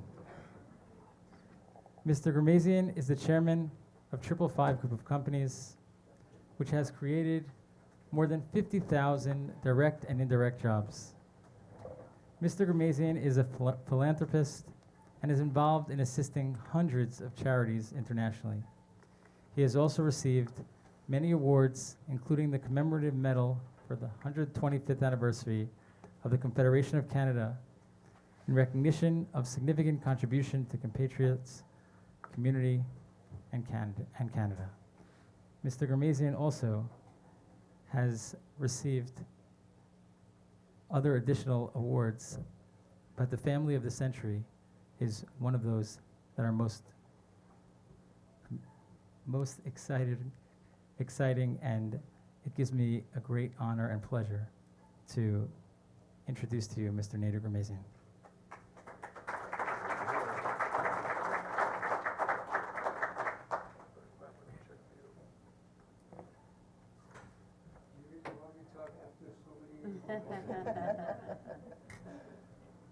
I'm sorry, I know you're tired, you must be tired now. But if you want to vote for me, I stop, I don't talk.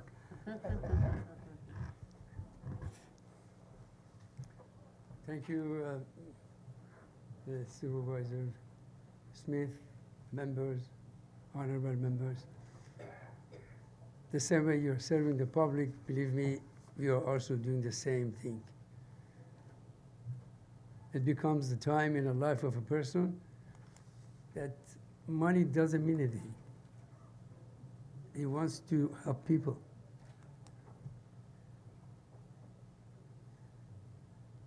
We want to build something for you, to put a name for ourselves and for the community, and build a project here that you are going to be proud of. Give us a chance to do that.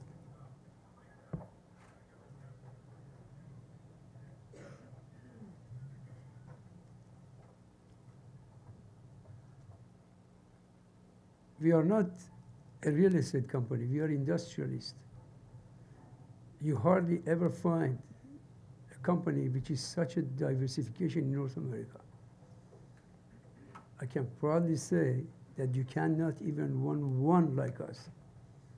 That is so many diversification in different fields and industries. You need somebody here who is trustworthy, who can stay with you, who lives in the area, who can finance the project, who has the experience, who has the manpower, who has the know-how, and who has the people who can help.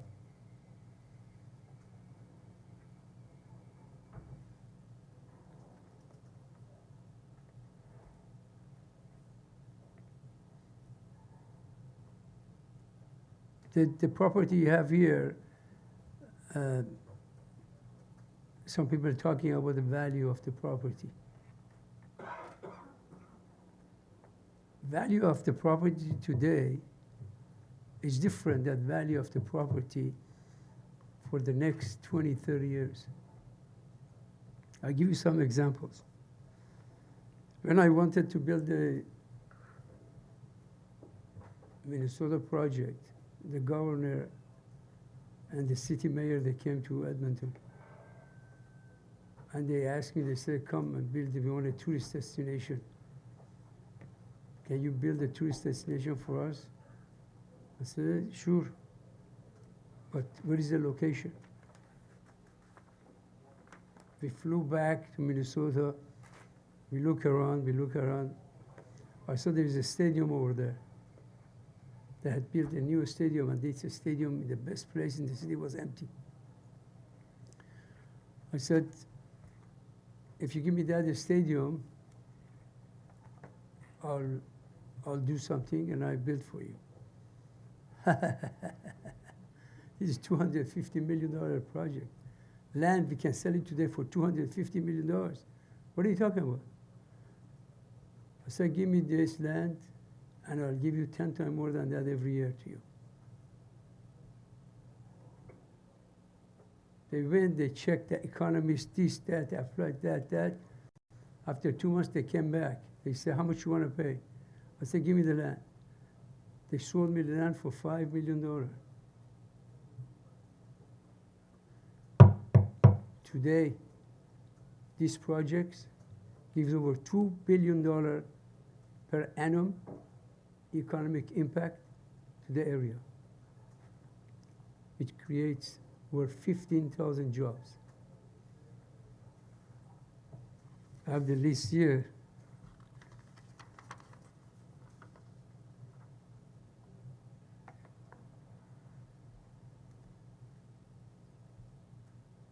It created 50,000 direct and indirect jobs. Would it be better that they sold me 250 and get 200 million, or one time in a lifetime of the project? Or better that they got $2 billion every year in economic impact? You are the judge to decide. We have here, we haven't even started the project. Here you have CPC, engineering trading, they want to come. Cymex, come. Stony Brook, come. Boses, come. CPV, come. We have our own industrial divisions that they come in here. We haven't even started. This project is successful.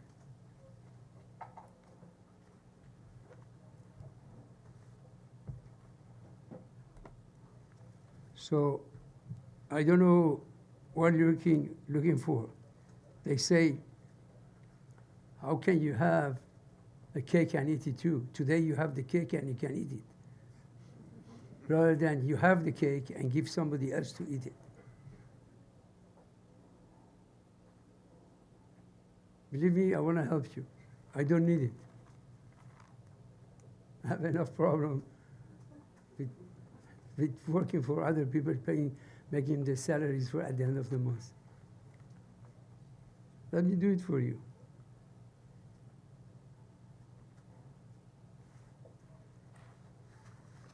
It's up to you. Thank you. Thank you, Mr. Gracie. Thank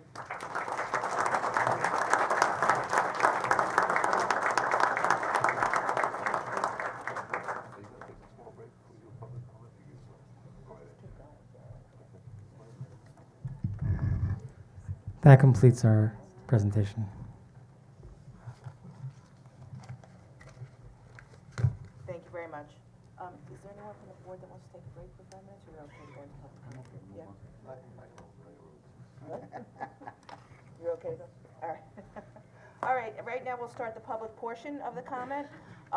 Persons speaking at this public hearing are requested to keep their comments to 5 minutes and to address only those items that pertain to the matter being considered, and that would be the qualified and eligible. Questions and comments will be limited to the criterion previously mentioned by the special counsel, and please direct all comments to the town board. At any time, the town board may choose to adjourn the hearing to take a break due to its length, or to discuss questions with counsel in executive session. And one thing we also asked you is if somebody comes up and asks a question, if your question is the same, to please not repeat that question. And I believe we have some people that filled out comment cards to come up, so we'll ask you to come up. And then after a few questions, we can have the presenters come up and answer those questions as we go along, so we don't go too far along. So if Barbara Blass would like to come up, we have Barbara Blass, Rose Sanders, Larry Sims, and Adrian Esposito.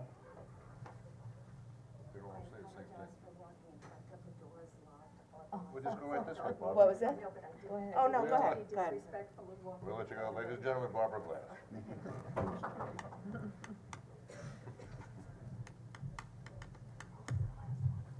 It's Barbara Blass. And I also don't have my glasses, so this could be interesting, so I apologize for that. Good evening, Madam Supervisor, members of the board, ladies and gentlemen. My name is Barbara Blass. I live in Jamesport. In that neither 555's extensive official brochure nor their website contains any relevant aviation or aerospace experience, we ask directly for you to ask them to provide specific experience in construction and management of aviation or aerospace facilities, including hangars and other aviation-related structures, in that the resumes of Sid nor John Gramesian contain any references to aviation or aerospace. We also ask that you ask these gentlemen to please provide their relevant experience in the construction, management of aviation or aerospace facilities, including hangars and other aviation-related structures. We ask that you ask the proposed sponsors what the exact relationship between Daniel Preston and 555 Real Estate One is. What is the relationship, and asking that they provide the operating agreement between the members of the LLCs and any other information which will describe how decisions will be made on development and operations. We ask that you ask the sponsor, or please provide a list of the LLCs, the corporations, and business entities in which Daniel Preston has had an interest in the past 20 years, including the percentage of interest or ownership and the current status of these enterprises. From the transcript of the Q&E hearing held on October 20th of 2015 to determine whether Luminati LLC and 400 David Court LLC were qualified and had the ability to perform under the terms of a runway license agreement, Mr. Preston stated, quote, Luminati has recently commenced work on a multi-million-dollar project involving research, development, testing, and manufacturing of commercial UAVs. He went on to say that the runway was needed for testing of these UAVs and that the operation was funded by a Fortune 250 company, and that this client would make periodic payments to Luminati as specific milestones were achieved. 5 distinguished members of the Dream Team were introduced that evening and made statements with passion and enthusiasm, much like this evening, in support of the project, which according to Mr. Preston would, quote, immediately create approximately 40 jobs, end quote. The representations made during this hearing served as the basis for the CDA to grant a runway license agreement for up to 30 years. By way of assessing Luminati's ability to perform, please answer or have Mr. Preston answer the following questions. How many UAVs were produced at the time? How many test flights were conducted? What milestones were achieved? And how much money in periodic payments did he receive as a result of reaching these milestones? Is the Fortune 250 company still a client? And how many members of the original Dream Team are active participants in the current operation? As an aside, the runway use agreement was signed by 2 companies, Luminati Aerospace LLC and 400 David Court LLC. During the Q&E hearing, there was absolutely no information presented concerning 400 David Court LLC and their credentials, their relationship to Luminati Aerospace LLC, and the operating agreement between these 2 companies with respect to decisions concerning the use of the runway. Should the town find Calverton Aviation Technologies unqualified or ineligible in any way to perform the proposed development plan, and the license agreement with Luminati and 400 David Court LLC survives, it should be re-examined in my humble opinion. Thank you very much for Thank your... you. Do you want to share your questions? Do you have a written copy? I do, but there, I Notes. will provide a clean version of Okay. the questions to you, Madam Clerk. And do you want to answer one by one, or would you like to have a few people answer questions and then address them? I'm going to give you one by one. Okay. You want to answer one by one, or? You can answer very easily. Okay, we just need you to get up to the podium to answer. I think some of the questions were also addressed to Luminati and to Daniel Preston. Will he be answering those questions?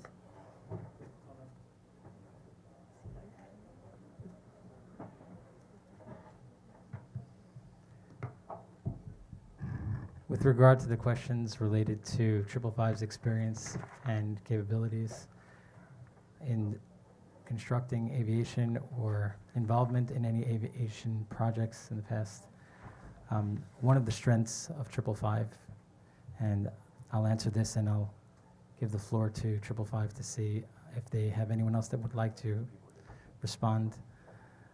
But one of the strengths of 555 is that what we do very well as developers is that we understand all of the components that go into a major development, and we clearly understand what we don't know well, and we align ourselves with the appropriate team that can absolutely deliver. PCL was here this evening, and some of the things that they represented was the fact that they've been involved in the construction of over 250 aviation-related projects. And I think that that is testimony to our ability to aligning ourselves and creating the appropriate team that will allow us to actually fulfill the mission and bring this vision to life. Thank you.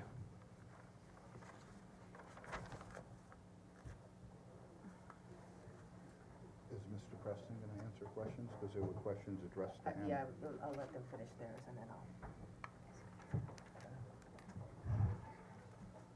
Evening,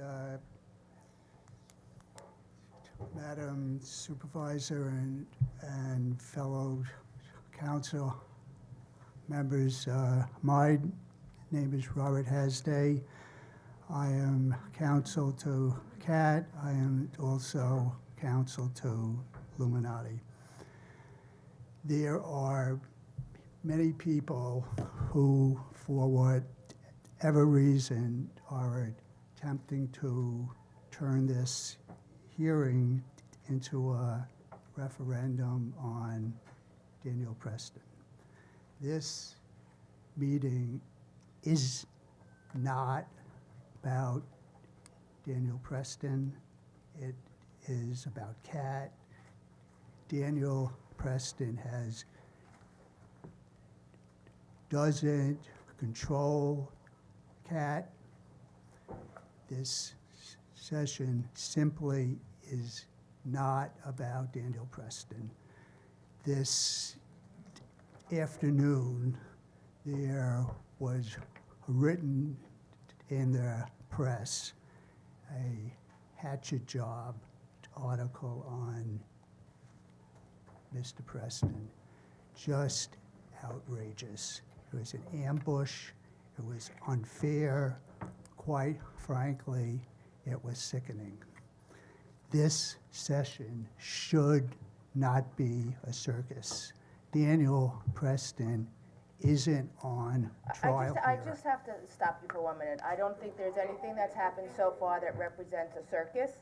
I think that the community has come to ask questions about the two purchasers, which is Illuminati, and identified as Daniel Preston, and 555. 555 has presented themselves as 25% of the company. I think as part of 75, and as Mr. Preston is 25% of CAT, I think that there will be questions of Mr. Preston, and I don't think it has anything to do with being a circus. I think the question was asked, what was the relationship between Illuminati and 555, and I think that was the question that was just proposed and asked to be answered. Okay, fine. At that question, I suggest that the questioners listen to the speakers, because that question was answered, I think, 3 times. Would you like to repeat the answer? I will, Okay. yes. So 555 owns 75% of CAT. Illuminati owns 25%. Illuminati has absolute control over CAT. Sorry, 555 has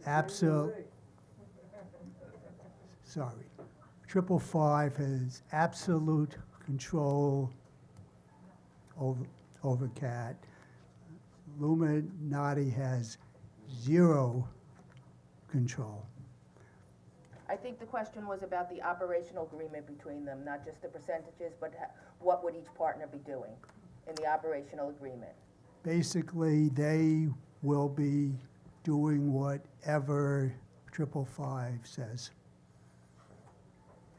Okay, thank you very much for your answer.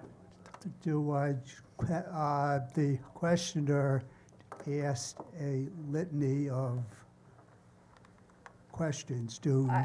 Well, if you would like to answer them, or if Daniel Preston would like to answer them, I believe some of the questions were some of the milestones that, I mean, Daniel has come before us Yes, with sir. Illuminati. Yes, ma'am. And he has presented here before, and he's presented at a qualifying eligible hearing, and part of this hearing is the ability to develop the property. It's not just about the financials, but it's also about the development of the property moving Yes, forward. yes, So I ma'am. think one of the questions was asked was, well, last time he came, was some of the milestones, he said, in the production and development of his UAVs. I think the question was, you know, has he reached some of those milestones? Okay, I'll answer that. Everything said at the hearing about that, to my knowledge, was accurate. Business relationships evolve, things happened. That relationship ended not that long after the hearing. Things happened, and the partners just went their separate ways. So I guess one of the other question was also about his current number of employees. I am unsure. Certainly, what happened is when that initial clients that they parted ways, that clearly had an impact on his plans. He basically lost his big client, so he reduced the size of his workforce.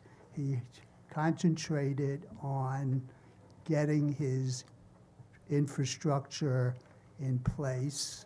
The infrastructure now is in place. He's vested tens of millions of dollars in equipment. He has started to hire again with the support of 555, and he is so excited about this happening because, like, this is his dream. He is ready to go. The infrastructure's there. He now has a fantastic partner. This is his dream. It would be nice to hear it from him as a partner in this No, entity, he, CAT. okay, that article, I'm not sure if you've read it, but if it were about you, I don't think that you would exactly be dancing in the street. You're I talking mean, to people who all ran for office. We've all had to deal with this, and we've all had to face people in public when we don't And still necessarily do. want to. Well- But, so, Also, I am here. I don't want to argue about it, but Okay. just, and I think Mrs. Blass also asked for a list of the LLCs with Daniel Preston over the last 20 years. Would you be able to provide us with that? Why is that relevant to anything? if you choose not to answer, that's No, fine. no, I didn't not answer, I asked the question. All gives us background. You know, I did sit in the qualified and eligible hearing in October of 2015, and I was kind of on the fence as to whether or not I was going to support the runway use agreement, and there were certain things that were promised that night, such as 40 jobs over $100,000 a year. They were going to be producing UAVs, that, you know, the contract was ready to be signed, that, you know, it was a Fortune 250 company, that they were going to be maintaining the runways, and they were going to make the runways useful and safe, that they were going to build a 30,000 square foot addition onto their building at 400 David Court, that they were going to, they had the dream team that was here, that was ready to jump on board and assist him, and it all fell apart within a matter of weeks, and now it's been a couple of years. He still has the runway use agreement. I've asked the town attorney to get me invoices from contractors that have worked on the runways, because he promised that he was going to be making improvements to the runways. I know he didn't build the 30,000 square foot addition onto his building, and I know that the 40 people, I don't know whether they were ever on the payroll or not. So I would be curious as to the answer to that question too, as to when those 40 people that were making $100,000 a year or more were on the payroll, and what they contributed as far as test flights, milestones, payments received, contracts with Department of Defense that he said that he was very close to getting, whether or not any of those things came to fruition.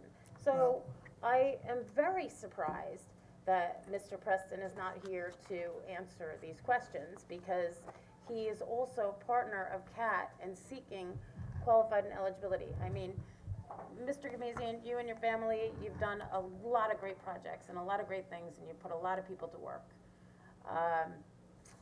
Time to get these things accomplished, and whether or not these things don't fall apart after tonight or a week from now or a year from now, you know, I'd be interested in seeing the partnership agreement also. I'd like to just comment. One of the interesting elements of the site's history, and it's very interesting, when you think about Grumman as a company that was here that had such a material impact on the economics and the strength of the economy here, being that it wasn't a private company, created a whole slew of problems. And one of the elements that our company does and brings to the table is the fact that we are a private company.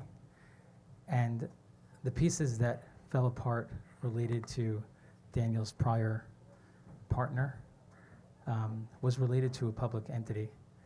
And this is something that the family is invested in. We're invested in Daniel as well. We believe in his technologies, and we've done third-party validation of some of his technologies. And we understand how to channel the crazy. And we understand what it means to take all of this energy that he has and actually make it meaningful and turn it into something that is actually going to be,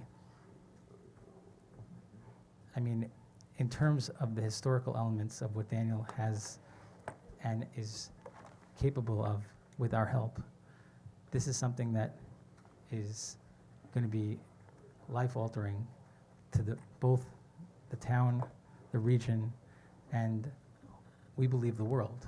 And as a private family, it's something that we stand behind, and it's not something that we're investing in so that we can drop him. It's something that we're going to provide the resources and allow him to perform and allow him to actually stand up here, hopefully, by the next round and be someone that you're proud of. And I really believe that, and the family believes, that the CAT vision is something that is something that this region is desperately missing, and it's something that the historical elements of this property deserve to have reestablished. And so now, did you want to speak again? Ms. Giglio, if you still have questions, please.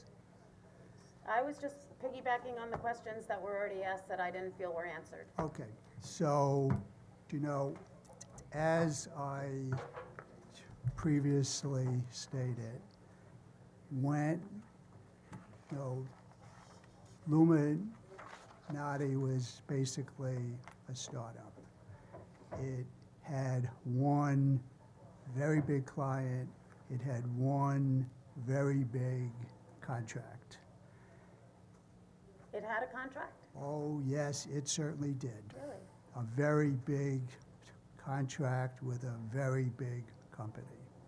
I know they had it because I negotiated it. And that was real.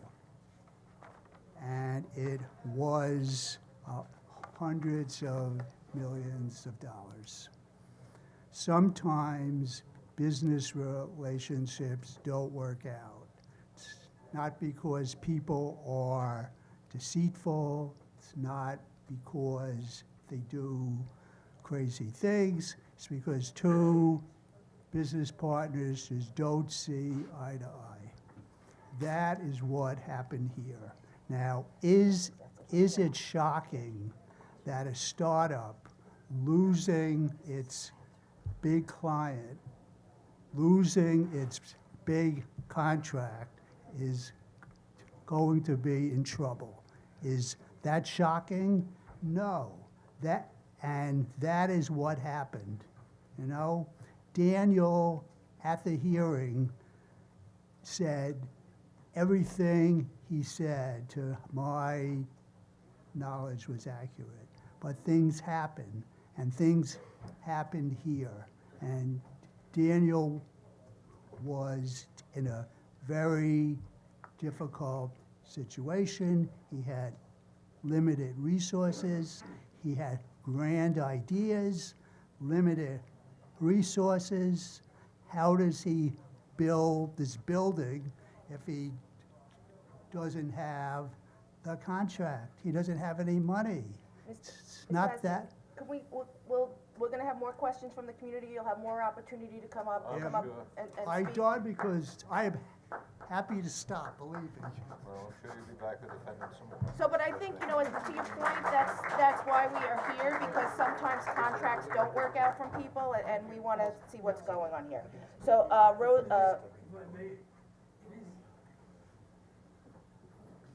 don't want to bring up the mess that this guy had, okay? We are here to help the community, okay? And we are going to look after. He has nothing to do, he has no say, he has no power, no nothing. That's why nobody gives 75% of his company. He knew that he's a big tip, whatever. So, don't bring up the thing to mess up with me, okay? I have nothing to do with it, okay? okay, but we're still gonna listen to questions from the community. If you have grudge against it, don't bring on us. We have nothing to do with it. You're gonna fix it up. But you're still in partnership with him, and I think that's the question, people in the community have questions about it. So Yeah, sure, they would like to, you know, be satisfied with the questions and the answers to the questions. We want to deliver. So, we have Rose Sanders up next, and then Larry Sims, and then we have Adrian Esposito, so we'll let everybody go, and then we can, Just don't repeat have yourself, we're questions gonna cut you answered. off. That's all.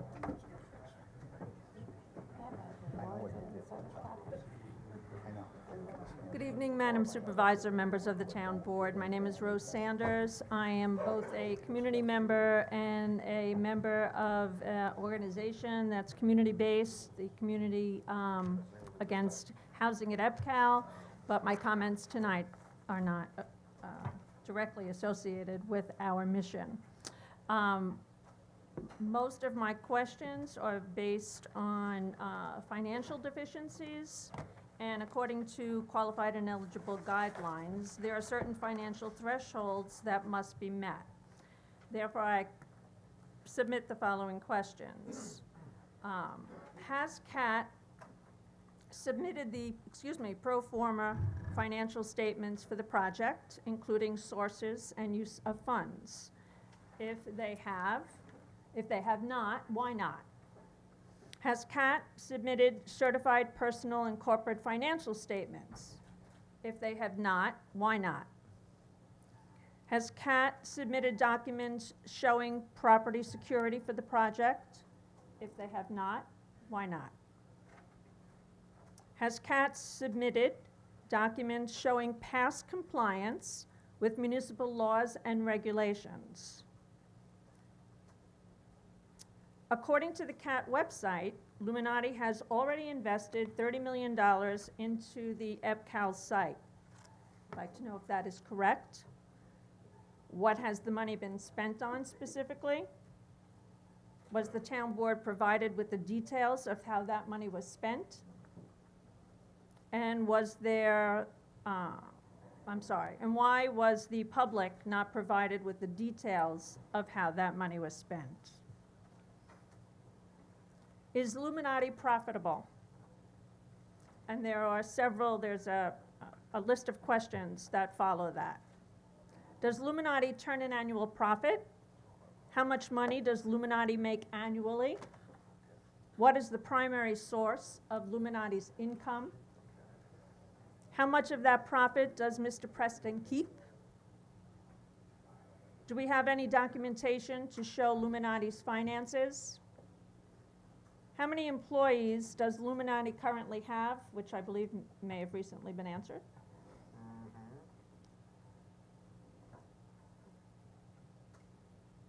Did a time come when Illuminati sought outside financial support? Why was that outside support needed, if so? Who provided that support? And was it disclosed? Thank you. Okay, thank you. If anybody wants to speak and would like to hand a copy up, you're more than welcome to. Next, we have Larry Sims and then Adrian Esposito. And after that, it'll be followed by Rex Farr, Phil Boedo, and Louisa Duffy.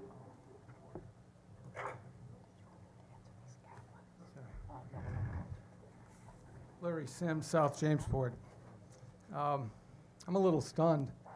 Half the town is here and sat, or some of us stood through a nearly 2-hour ad, waiting patiently to hear from the principals in this venture, and Mr. Preston is going to be a no-show, and we're listening to his attorney cover for him, take pot shots at the press without ever explaining a single fact that the author got wrong in today's story. And I was incredibly offended when the attorney asked town board members to justify their questions. You don't have to justify questions you ask these people. Laura observed last month, quote, EPCAL isn't supposed to be about scoring a bag of cash that will pay down some but not all of our landfill debt. It's about creating a future for our town. I agree completely. We need high-quality jobs, not cash. And if we're betting on our future, it's essential that we know and understand the people and the companies that we're dealing with. John Dunleavy once famously said about a developer, he told me he's not going to mine sand, and I take him for his word. That John was speaking about a convicted murderer is interesting, but not the point. Clearly, the point is that town board members, as fiduciaries for the town, can never take developers or others at their word. You, along with your advisors, have an absolute responsibility to investigate and to ensure people who are who and what they claim to be and can do what they say they'll do. You're probably going to hear a lot of talk about Daniel Preston, so I won't say much. I'm much more interested in the majority partner. But I will point out two details that have not previously surfaced. Last month, the attorneys for our town asked for and received a CV and a bank statement for Preston. I'm sure others will discuss the CV, his resume. But the bank statement is what interests me, and it shows $8.5 million in the names of Daniel and John Preston. The cover letter for that statement consists of just 3 sentences. I think it came from Mr. Hasday. The first sentence says, attached are the CV and bank statement. The second sentence reads, I have been informed, this is the attorney talking, I have been informed that Daniel's father John is on the bank account only for convenience. That's a quote. I find this remarkable for 2 reasons. One, this is a joint account. All the money can be removed by, or might actually belong to, John Preston, about whom we know nothing. Second, legally speaking, the lawyer's statement that he has been told it's a matter of convenience, it can't be relied on and is completely devoid of meaning. In a deal, you ask for bank statements because you want to know the real fiscal situation of the people and the firms that you're dealing with. This statement tells the town nothing, but it gets worse. The third and final sentence from Kat's lawyer explains that since the statement, Daniel, quote, invested $5.5 million of the account balance in a note maturing on May 15th, close quote. What he's really saying is this. You want to know what my client has in liquid assets. That's what you asked me.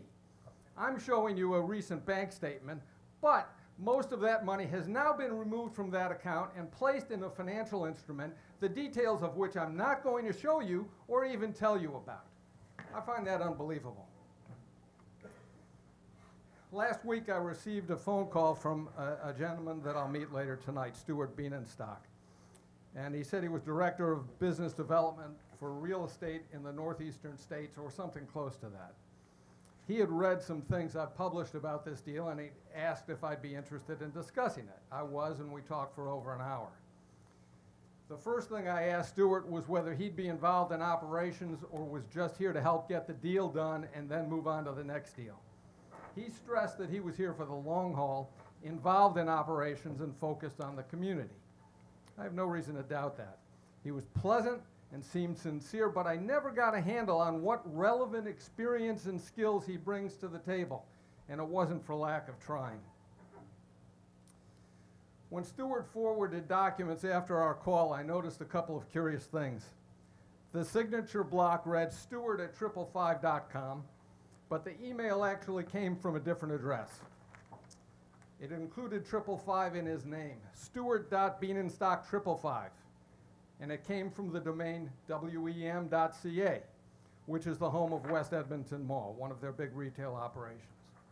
I saw nothing wrong with that, and I still don't, but it made me very curious about what type of professional 555 had sent to spearhead this big revolutionary project in Riverhead.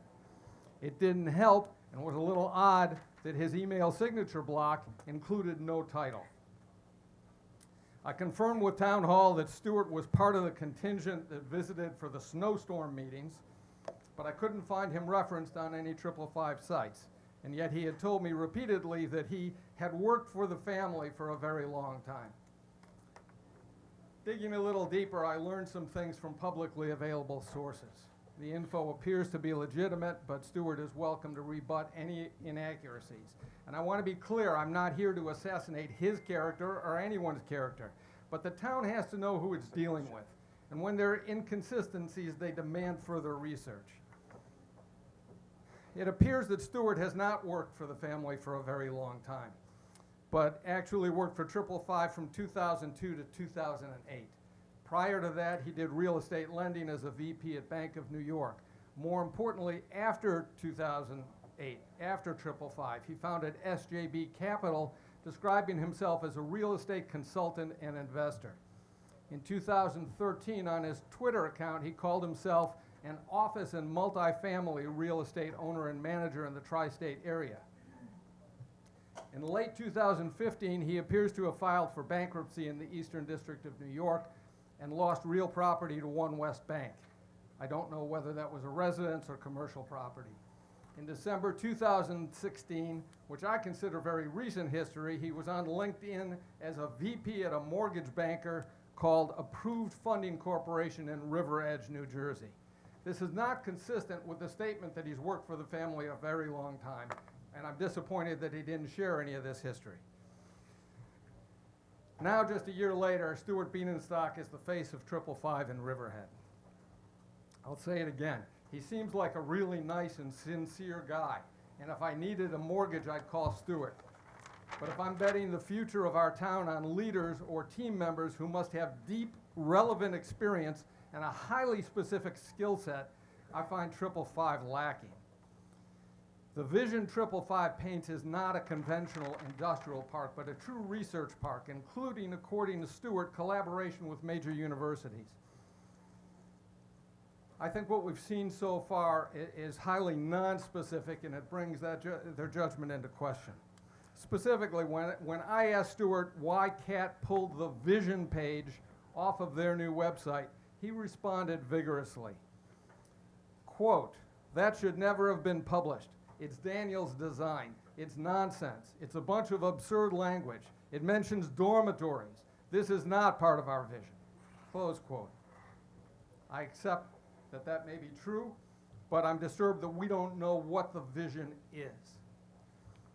I couldn't help but think how insistent Stuart had been just minutes before in asserting, as we heard a few minutes ago, that 555 has total control over CAT, and that what Daniel Preston wants doesn't matter. the lack of control of something as simple as the website, which is going to communicate to the public what CAT is a clear example of how total control never really is. It's also a reminder that doing business with partners who so readily disparage each other before the deal is even signed is a bad idea. Just one more point. When I asked Stuart for specifics on the experienced managers he said will be brought in to actually implement their plan that we don't know about, no details could be shared. I had to wait for tonight's dog and pony show and have done no research. But I can say this, almost 3 years ago, I sat in this room as people gawked at the Illuminati Dream Team. I think if we had replayed that hearing tonight and substituted 555 for Illuminati, a lot of people wouldn't have noticed. We did learn about retail malls a little bit, and we heard about the regulation in the Canadian finance system, but otherwise, it was pretty much the same presentation. Some very impressive people, smart, creative, accomplished, came and talked about what they've done somewhere else. We have no idea what they will do here or what their commitment is to this team. What we're essentially hearing is that the Gramesians are great people and they have a ton of money and they could go anywhere and we're lucky that they want to come here. I don't think that's enough. We did that. We made that call 3 years ago and we don't have anything to show for it. At the very end of this 2-hour presentation, I heard a verbal list of 3 or 4 companies that have apparently expressed interest in being tenants or owners at Calverton Aviation and Technology. Why don't we have that list? Why don't we know details about who these people are, about how many square feet they want, about what kind of operations they'll bring, what jobs they'll create, when this will all happen? We don't know anything about this other than those few words at the end of a very long presentation. It's not enough. Larry, I'm gonna have to just have you. I'm finished. Thank you for your patience. Thank you.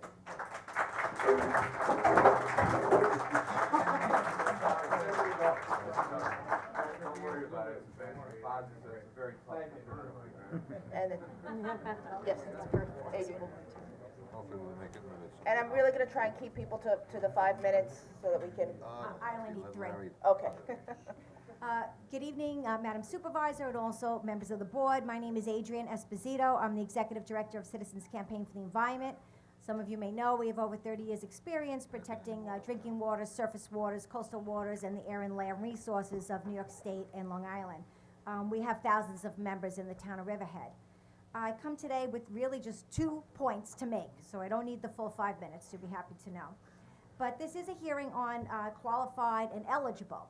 So the first, statement I'd like to make is that I've heard a lot tonight about bringing back the legacy of the aviation industry and restoring Long Island to the glory of the aviation days.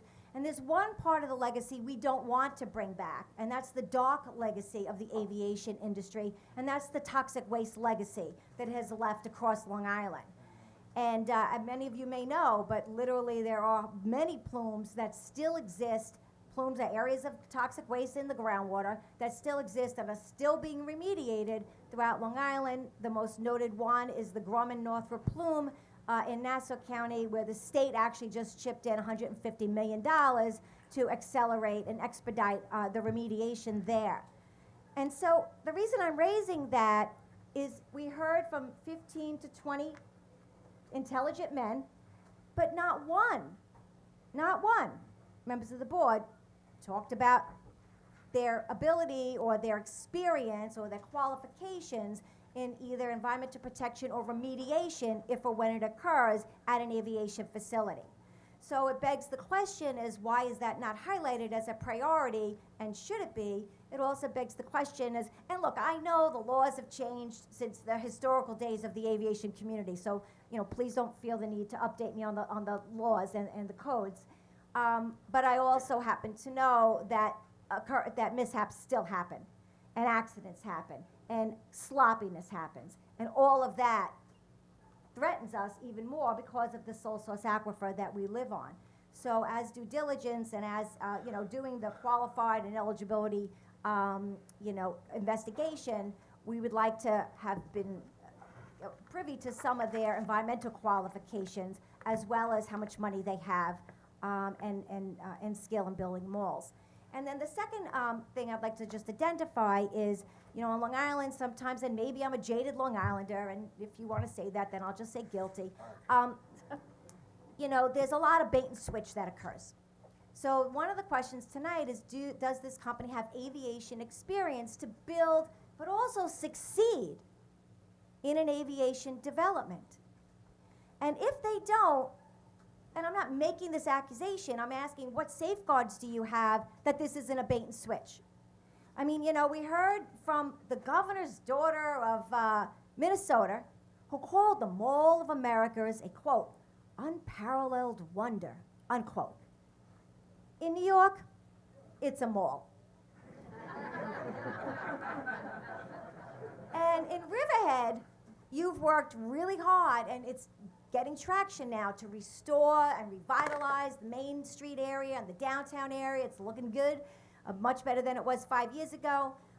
We have Tangerout. I mean, we have to be careful not to put our existing businesses out of business, because this may not be the plan that you think it is. So I guess the question is, what are the assurances that in 5 years or 6 years, this doesn't become an aviation center? But lo and behold, there's a lot of experience doing malls. So thank you very much for the ability to comment. Thank you very much.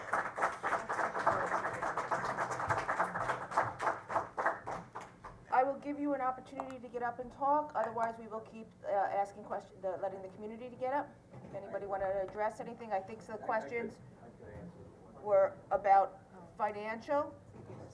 Yep.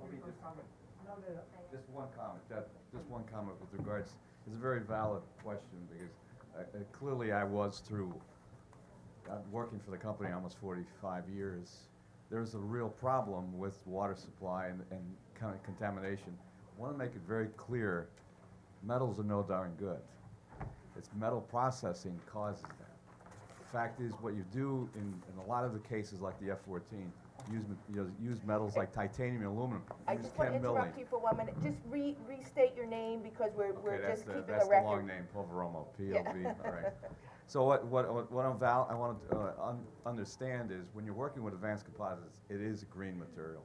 You're not working with materials that you dump into and you don't do chem milling, you don't do metal removal techniques. All of those baths, all of those leaching ponds were done with metal removal techniques, which this facility will have none of. And in fact, you should make that clear in any kind of contract that you write in. And the bottom line is, Advanced Composites has none of that situation. It is a green material. The processing is green. And any landfill with it, it's carbon. It's your body. It's a fact. It's inert. The bottom line is that you don't have the situation that you had in Bethpage, very definitely. I think part of the intended development plan is metal companies, though. Well, then you got to make sure that there's real tight controls with regard to that, particularly metal treatments. Not necessarily just metal. Metal assembly is not an issue, but in fact, metal removal techniques and metal pre-treatments are big challenges. And in fact, it's a big deal. It's a headache, and it has to be controlled. And it's a lot. There's tight controls now. In the 70s, there were none, and that was the problem. Okay, thank you. Yes, Dave Charette with Langen Engineering. I did want to address one of the questions about, the environmental aspects of the project. We have an environmental engineering group within Langen that addresses potential contamination, both legacy on the site as well as moving forward, looking at spill containment, discharge prevention programs, things to that extent. I know the lady mentioned the codes and regulations. I'm not going to go through all those. But one of our jobs as a consultant to the developer is to guide them through the permitting process, land use development process, and compliance with various environmental requirements dealing with industrial processes. All the wastewater would be discharged to the sewer district, and we would work with them to make sure we need to do any type of pre-treatment before we send our wastewater to them. There'll be no on-site discharges of wastewater from the project. Thank you.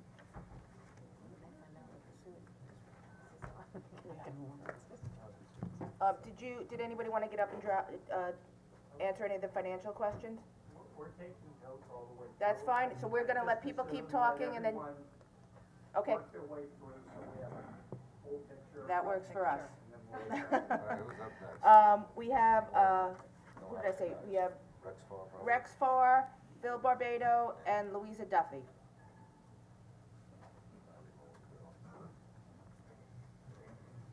And once again, please state your name when you get up there. Rex Farr, Calvert and Civic, and coordinator for the Coalition Against EPCAL Housing. We had earlier this evening gotten together and specifically outlined some of the questions and put them into certain categories.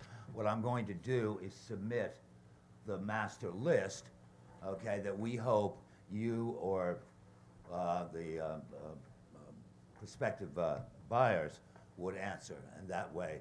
Now, we've already asked some of the questions, but people like Phil will be asking some more, so I'll cut that short. And we can make a copy for that, so that you have it. So Patrick, would you just take that to make a copy? Thank you. I will add that it certainly would be an honor to be part of the aerospace industry in, out here in Riverhead. God knows we certainly need the jobs, and so on, but this is the biggest deal in Riverhead's history, and I think that you as the board and we as residents of Riverhead owe us the courtesy of exploring every question that we have answered. Thank you. Thank you very much. Thanks, Fred.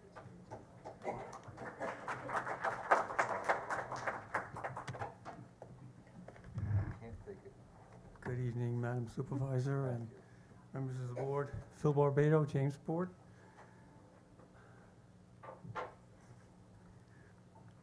All the following questions I'm about to ask are directed at the qualifications of the purchaser.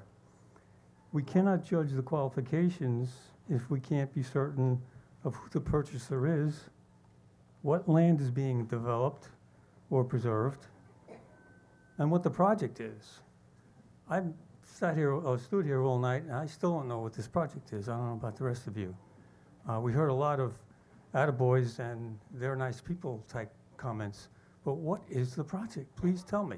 So if we don't know what the project is, how can we tell if they're qualified to do it or not?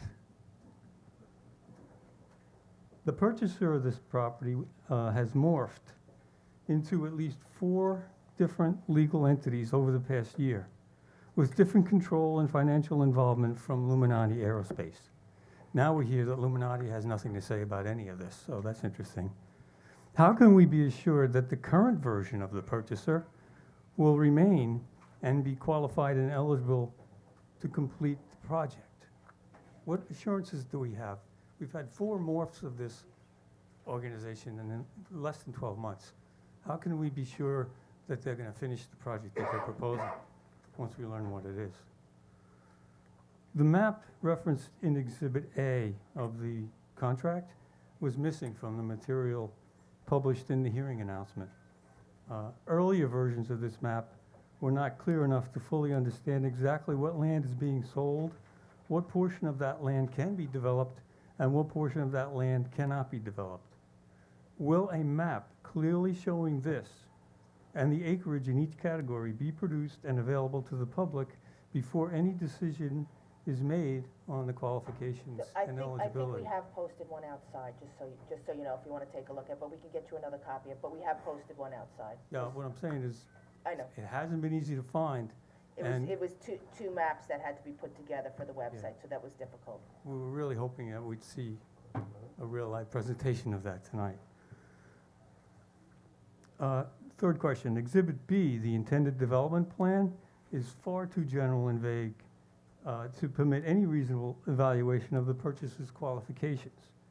Exhibit B has also been missing from the material published in the hearing announcement, so citizens may not have had the opportunity to review it. Furthermore, it allows for all uses permitted under Town Code Section 301-304, otherwise known as the Planned Development Zone, including housing and recreation and commercial and a lot of other things. What is the true detailed project that is proposed by the purchaser, and does it include housing or not? In addition to the language in Exhibit B, paragraph 7, referring to development as permitted under planned development zone. There are several other similar statements, such as third whereas, paragraph 1B, paragraph 6A2, and paragraphs 13B2 and 5. Although paragraph 6A10 states that there will be a deed covenant and restriction, quote, providing there will be no residential uses at the property, end quote, it states that this will be in a, quote, separate document to be executed at closing. When is the public going to see what the actual wording is that's going to prevent housing and residential uses at this site? Until we see the actual wording, I don't think we can be certain that it's really going to happen. What are the exact locations of the, quote, undevelopable lands, and how will these lands be managed? And what are the purchaser's qualifications and experience with that type of land management?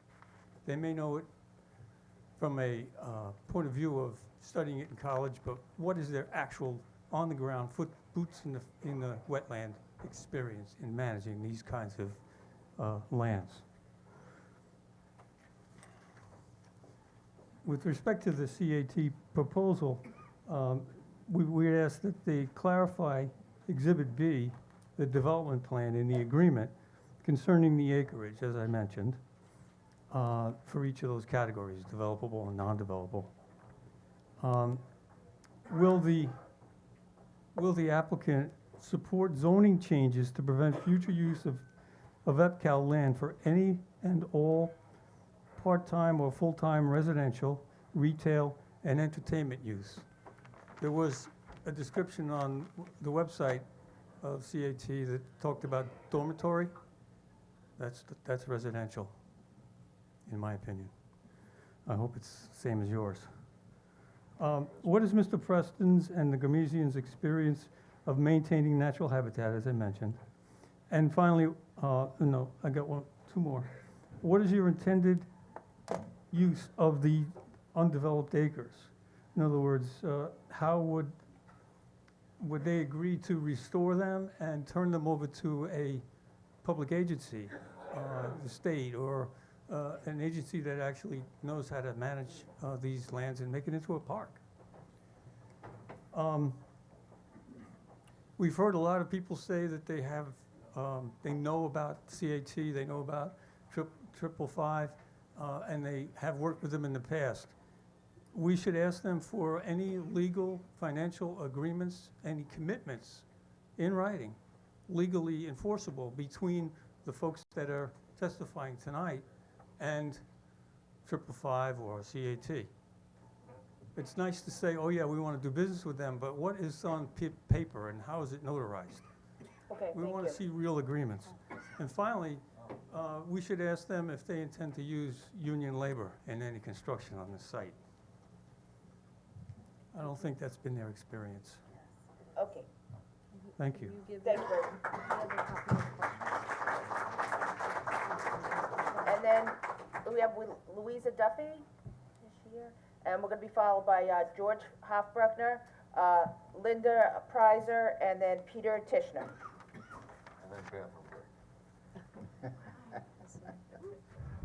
Did you state your name? My name is Louisa Duffy. I'm not gonna use 5 minutes. Thank you to the honorable board and also to the people of this town. Y'all are spirited and mindful in the way you look after what's going on in your community. I come from a hamlet. I come from a community of We just asked you to address the board with your statement. 6,000 souls. I don't want to do that show of hands thing. Has anybody ever heard of Rosendale? I'm just gonna tell you, you just need to address the board when you're speaking, yes. I'm sorry. That's okay. It's unnerving to speak to a body of this intensity and this grandeur. I came because in the interest of transparency, I have no skin in the game at all. I'm not a resident of this town. I'm a community leader in my own town. And many members of our town board are like-minded of all of you. They have several generations in the town and all act for the good of the common weal. I know Dan Preston to eat with. He brought jobs to my town. And that's all I'm here to say.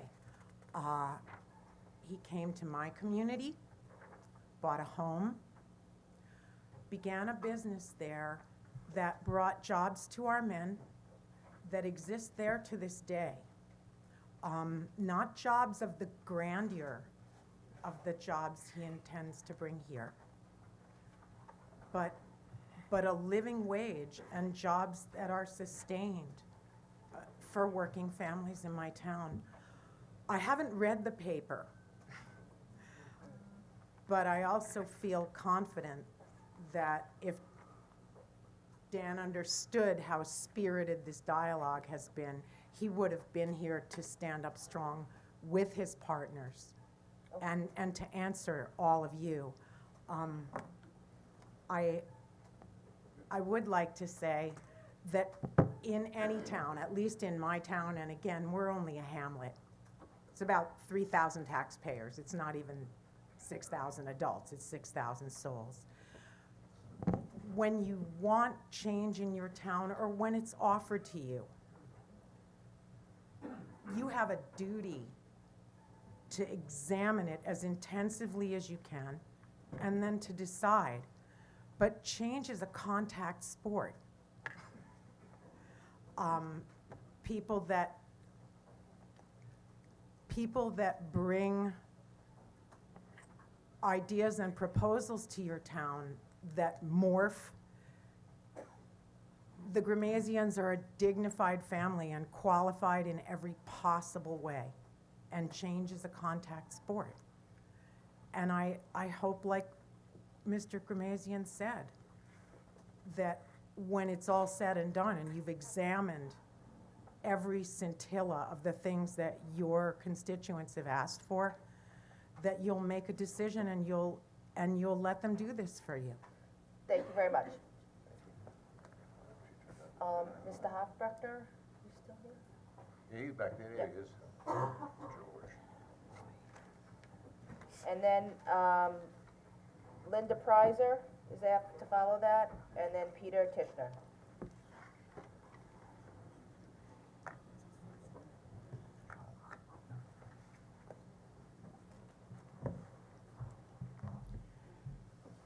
My name is George Hochbruckner. If no one has said it yet, allow me to congratulate you, Madam Supervisor, and the newly elected and re-elected members of the board. Congratulations, welcome to the fray. As you're finding out, this is not an easy job, and certainly local government is the closest to the people, as you can tell.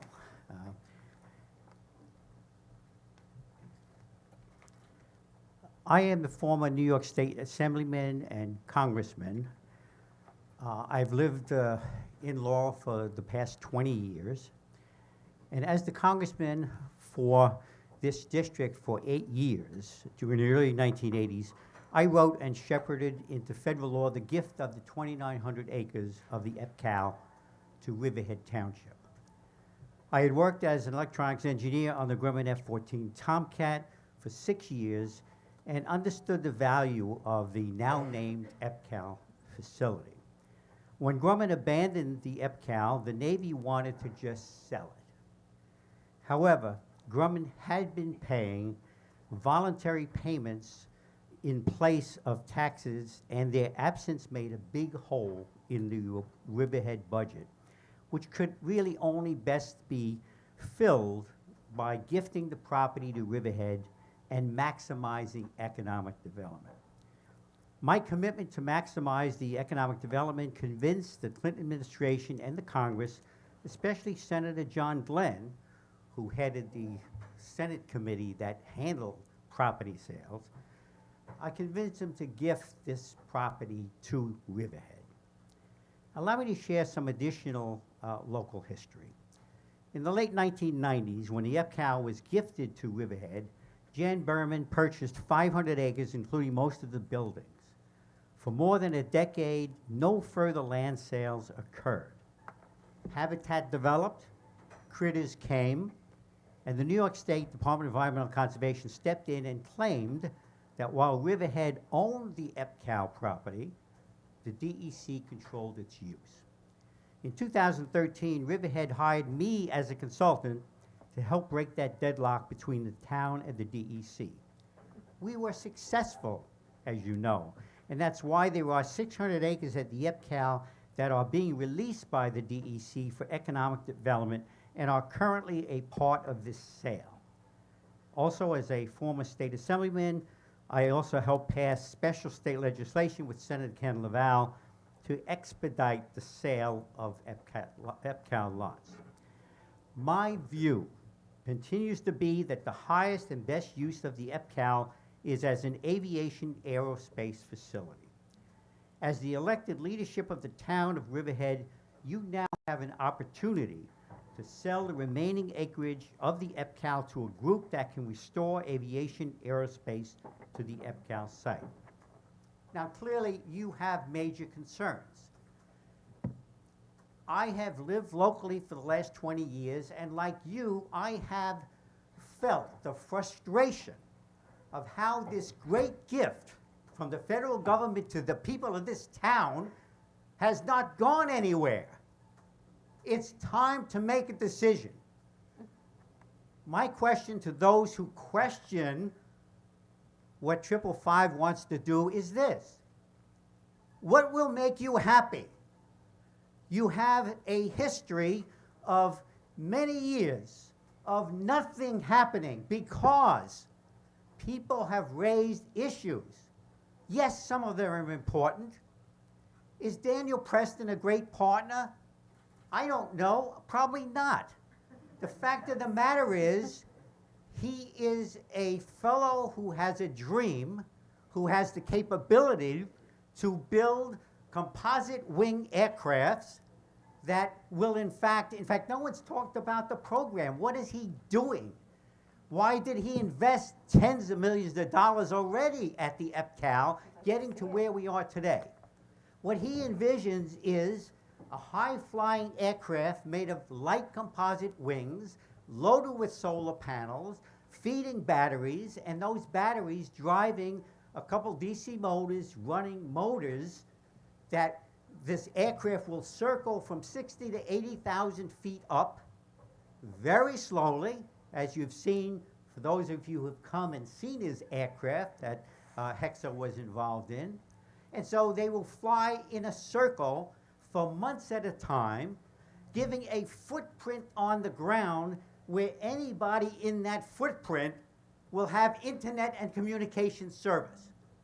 The military is going to like it, and the billions of people around this world who do not have internet capability and will not have it without this kind of an approach, that's his dream.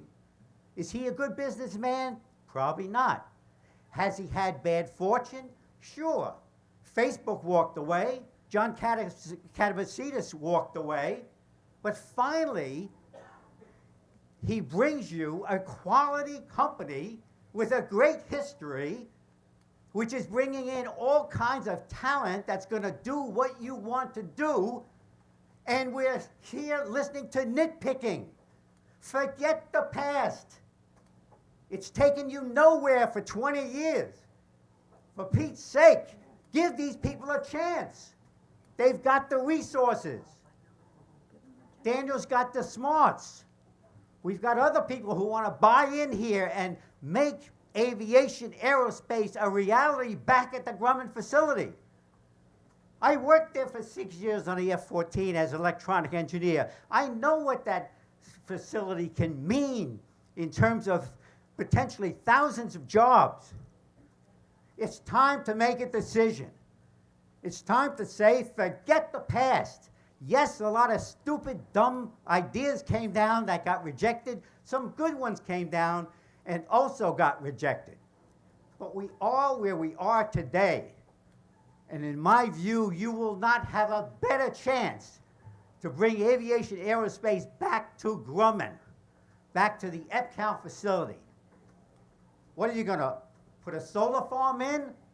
Great, so you get a bunch of solar. We're not even sure LIPA will be able to hook up and accept. And that's not permanent jobs. That's immediate installation jobs, and then somebody who's gonna go around and clean the dirt off the panels. That's not the future that you should want for the EPCAL. Pardon me a minute. I get excited. Hadn't noticed. Again, it's not about the Q&A. Anyway, She's that's making a what you statement. have to think about. And we just. Where do we go from here? And in my view, the best thing that you can do is give these folks a chance. Let them prove they have financial resources. They control the company. Let Daniel do his technical thing and develop his plane, and let's sell it around the world. Let's manufacture back at that facility.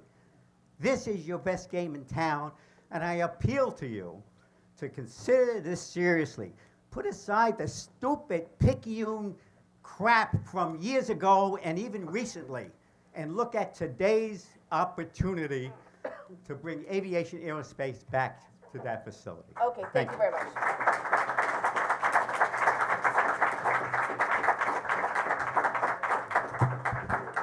I'd just like to remind the speakers that you're here to talk about the Q&E and have questions for either the buyers, okay?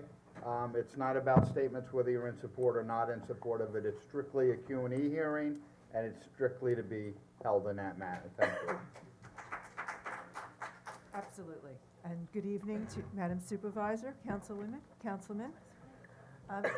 Unfortunately, I just want to make one little statement. We talk about forgetting the past. We as attorneys have something called case law, and that's something that I'd like to get into because it impacts on the present. Council people, I would ask that you ask Mr. Preston the following questions. Was he the defendant in a case entitled 16 Equities Associates against Daniel Preston, brought in the Supreme Court, New York County in 1989? If so, I'd like to know what were the allegations against him and what was the outcome of that case. Would you please ask him, was he the defendant in a case entitled Jerry Brown against Daniel Preston, brought in New York County Civil Court in 1994? And that would be under index number CV-021-094-92. I would like to know the allegations against him, if he was, and what the outcome was of that case. The first case that I mentioned, the index number was 002-0747/1989. I would like you to please ask him if he was the defendant in a case in New York County Civil Court in 1992 entitled Smollins and Gorlinick against Daniel Preston under index number CV-007-308-92. I'd like to know what were the allegations against him and what was the outcome of that case. Would you please ask him, was he the defendant in a case brought in New York Supreme Court, New York County, entitled Preston Glass Industries against Daniel Preston under index number 0109564/1997. That case went to trial. I would like to know what were the allegations against him and what was the outcome of that case. Was he the defendant in a case entitled Suffolk Materials Corporation against Daniel E. Preston, brought in the Supreme Court, Kings County in 2005 under index number 0039271 of 2005. Case also went to trial. I would like to know the allegations and what the outcome was. Was he the defendant in a case entitled Michael Serino against Daniel Preston, brought in the Supreme Court, Kings County in 2011 under index number 0010836/2011. There's a notation that there was a pre-note of issue settlement. I would like to know the allegations and what that settlement was. Was he the defendant in a case brought in the New York Civil Court, New York County, entitled New York University Hospital against Daniel Preston under index number CV-036847/03? There was also an additional case entitled Altair against Daniel Preston, Altair, which will be discussed by another one of my colleagues. I would also like to know if either Mr. Preston or any of the corporations or partnerships of which he was at least a 25% partner or shareholder ever filed for bankruptcy protection.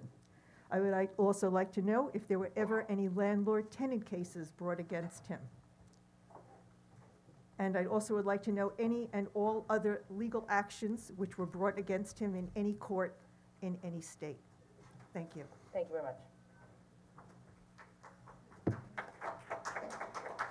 And do we have Peter Tishner?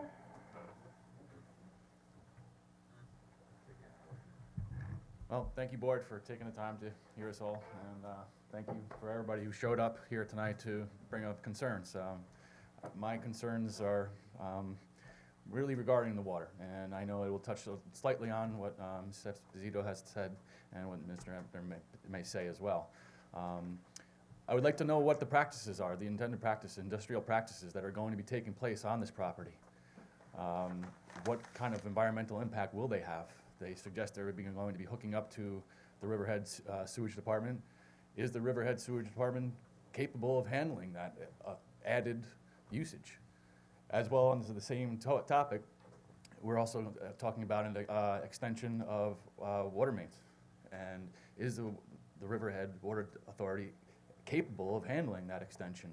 As recent as last year, I recall a small development which had been given the authority to go ahead many years ago with the ability to supply water to them, recently came under scrutiny as to whether we actually could supply the water to that small development. And here we are in the face of a very large development that could stand to require a huge amount of water. Is the town capable of supplying that water, and how is that going to impact the other residents that already, you're obligated to supply water to? These practices are already, subject to what it's going to do to the aquifer and the land that's there. The day that Grumman stopped doing its practices there was the day that that land started helping our aquifer get cleaned up again. So we don't want to go back and start creating more problems there. I really appreciate the board, for taking its time, and I hope that you do not feel pressured to make a decision based on the fact that, so much time has passed and things haven't been done. It's okay that things haven't been done. There's an answer here, and we want the right thing here for our town. I moved here 8 years ago, and I've watched a lot of development happen here. One of the things that kept us hopeful was this area and the things that could come from it. And we understand that, it's devised so that, business could be grown from there, and change is going to happen. But the right change needs to happen for us.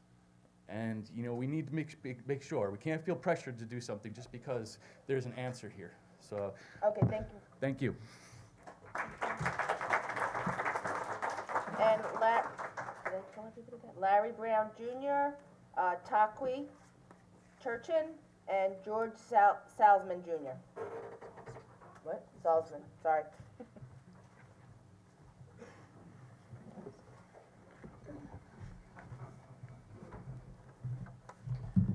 Madam Supervisor, Town Board, my name is Larry Brown Jr.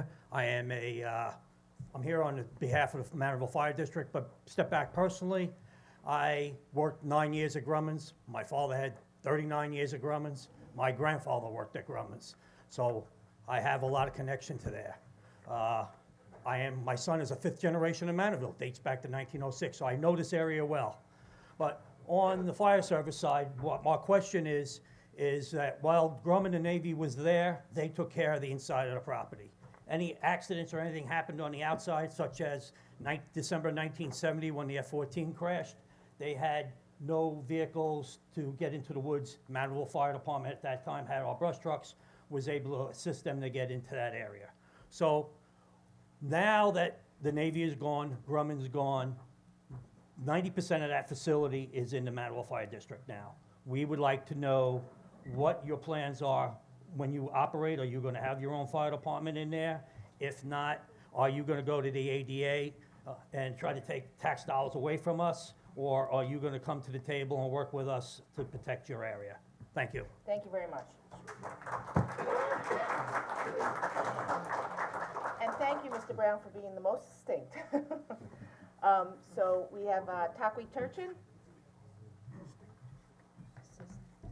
Good evening. I'm going to read my own notes. I'm not sure whose these are.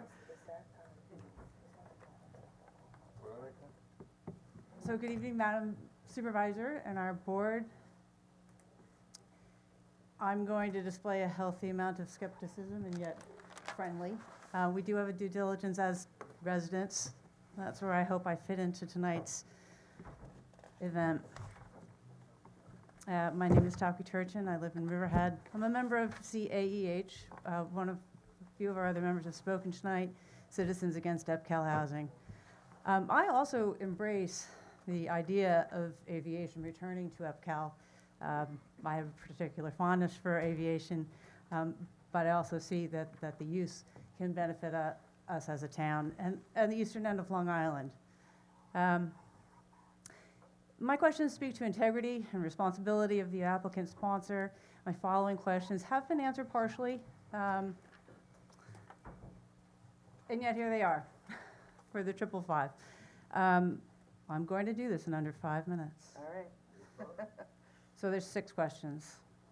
What is the status of the American Dream Mall in Jersey?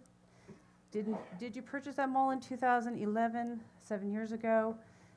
Did you promise that mall would be completed in 2014? Is it complete? I did learn tonight that there's going to be a spring 2019 ribbon cutting. That's a partially answered question. Further question to that is why hasn't it been completed yet? Second major question, do you operate the West Edmonton Mall? Did you ask for millions of dollars in tax concessions for that mall?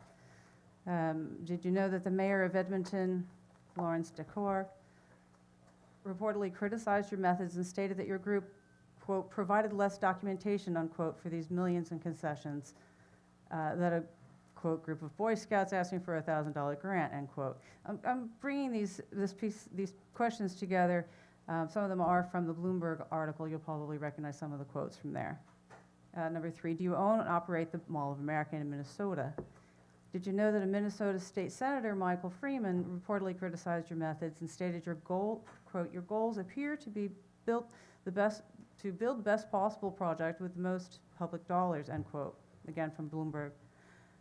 And question number 4, did you obtain $400 million in incentives from New York State to build a mega mall in Niagara Falls called Fantasyland?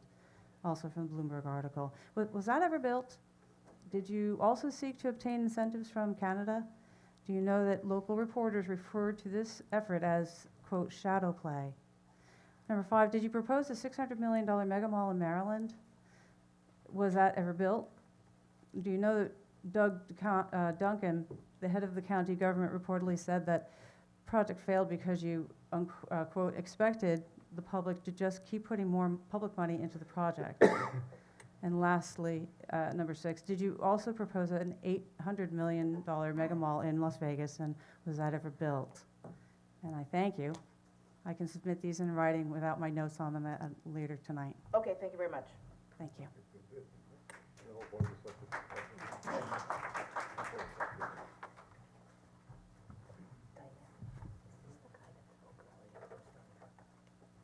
Hi. Hi. Good evening. Town Board. Just Madam state your name. Supervisor. Yeah. George Salzman, Calverton.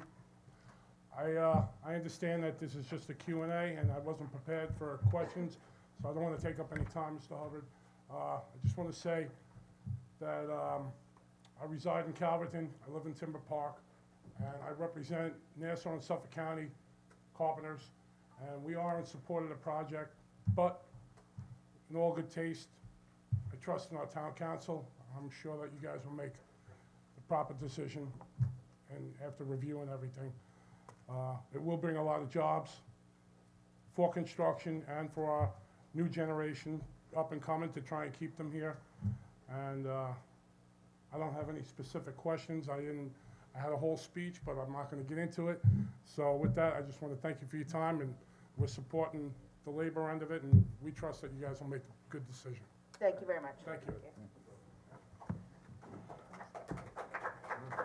Next, we have John Conzola, and then John McAuliffe. The last guy be a lesson to you. And that'll be followed by Jessica Powell, Angela DeVito, and then Carrie. Real? I got one. Take the Renee? How many more you got? We only have about 4 or 5 minutes.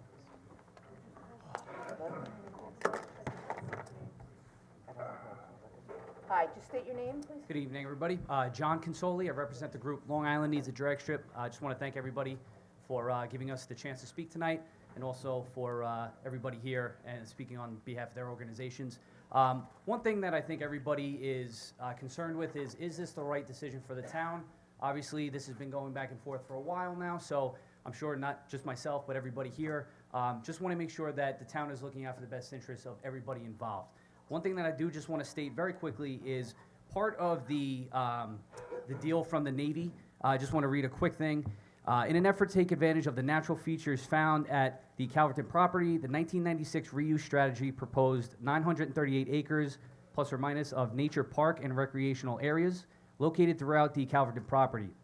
The Pine Barrens core area, McKay Lake, a community park, a public golf course, a buffer area constructed for the National Cemetery to the north, a recreation area located in the Industrial Business Park, and an endangered species habitat area comprised the nature park and recreational areas. The 1996 reuse strategy identifies several potential business opportunities that could be taken advantage of, assuming the implementation of the master plan. One of these does include a raceway proposal. A raceway complex was identified as a potential use at the Calverton property due to the property's suitable conditions for such a venue, such as the substantial buffers the property offers, as well as the existing runway infrastructure. Obviously, one of the highlights of this area and of this piece of property are the 2 runways. Maintaining those runways is a very big piece of this. Obviously, the town doesn't want to lose that. That's what makes this property so valuable.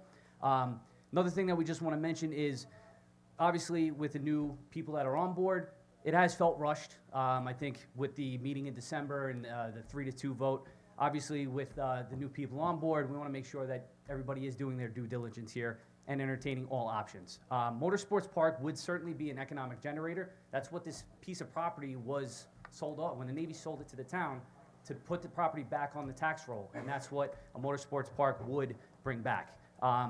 Everything that you've... We're just gonna ask you to go back to the qualified analogy. Sure. The one thing I did want to ask is if Luminati and 555 have performed any sound tests on the 7,000-foot or the 10,000-foot runway. If that has not happened, definitely request that to happen as well. And also, in regards to my organization, just requesting that we conduct our own sound tests on the runway. Obviously, I'm sure everybody can agree here, sound, when you hear Motorsports Park, you hear Riverhead Raceway, that's the #1 thing that we hear complain of, is it's going to be too noisy. Let us do our sound tests, prove to everybody and the town residents that we will fall underneath those buffers. And look, if it doesn't make sense, we'll walk out. Okay, thank you very much. That's all I have to say, so thank you very much, Thank gentlemen. you.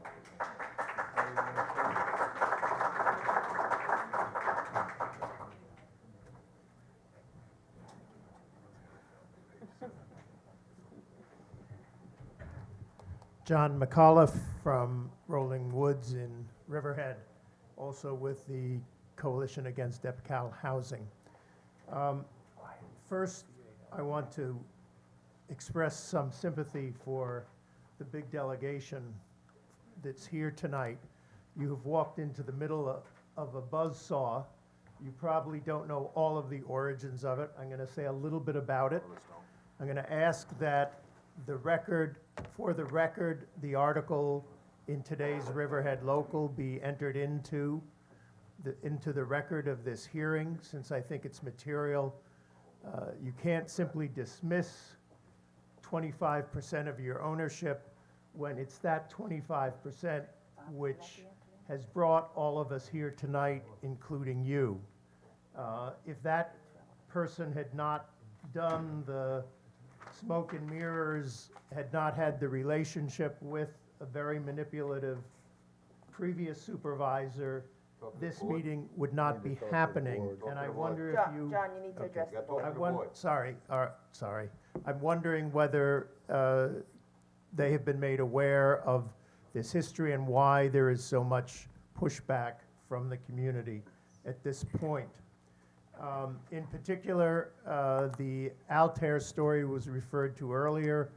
Are they aware of the overt dishonesty of their 25% partner and what that might imply for their future business relationships? I'm curious, I said it to one of the colleagues of the group, and as my question to them is whether they would consider, since I think there is much interesting in their proposal, whether they would consider making a clean proposal to the town of Riverhead at the same time as other interested parties could make clean proposals for a transparent I think, process. John, we have to stick to the qualified and eligible and the agreement of sale that we have on the table right now. All right, well, let me ask this, whether in this eligibility, whether they would consider renegotiating the basics in terms of the amount of land, since that's one of the primary community concerns, that if 600 developable acres are to be sold, then why the other acreage has to be part of the deal. And the question is, what then more specifically to your own history that was referred to earlier by Tokwi,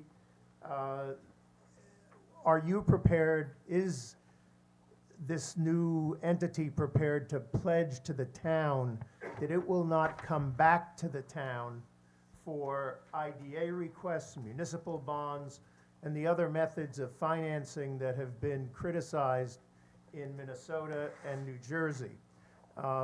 So I think that question should be asked, whether by going further, the town is essentially getting sucked into a process it does not want to be part of. I think that's basically what it comes down to. I think is this group prepared to put itself on an equal footing with other proposals to Riverhead, or do they want to continue to take advantage of a privileged position from someone that they have characterized in even more negative terms that we have characterized? Okay, thank you. And then after the next two, we have Richard Amper and Matthew Arachi. Hello. Please state your name and. Jesse Powell. I live in Ridge. I don't have any prepared remarks, and I'm not a natural public speaker, so I might go a little bit hazy there for a second, but bear with me. We'll bring you back. Okay. I'm a technology consultant in transportation technology. I've been an invited speaker at international conferences and consulted with government ministers and sovereign wealth funds and large companies. And I just wanted to offer my perspective on the importance of innovation or incubation centers for the economic development of a region. My personal expertise is in maglev, magnetic levitation. This is a technology that was invented here on Long Island and was not developed on Long Island and went abroad. There is now tens of thousands of jobs that are in this field in China and in Japan, and Japan is in the process of trying to sell our own technology back to us. So all I would say is that aviation technology is obviously an important area. It has the potential for very high-paying jobs, and frankly, Long Island can't afford to throw away opportunities like this. I would urge the board to consider this very strongly. Thank you. Thank you very much. No questions.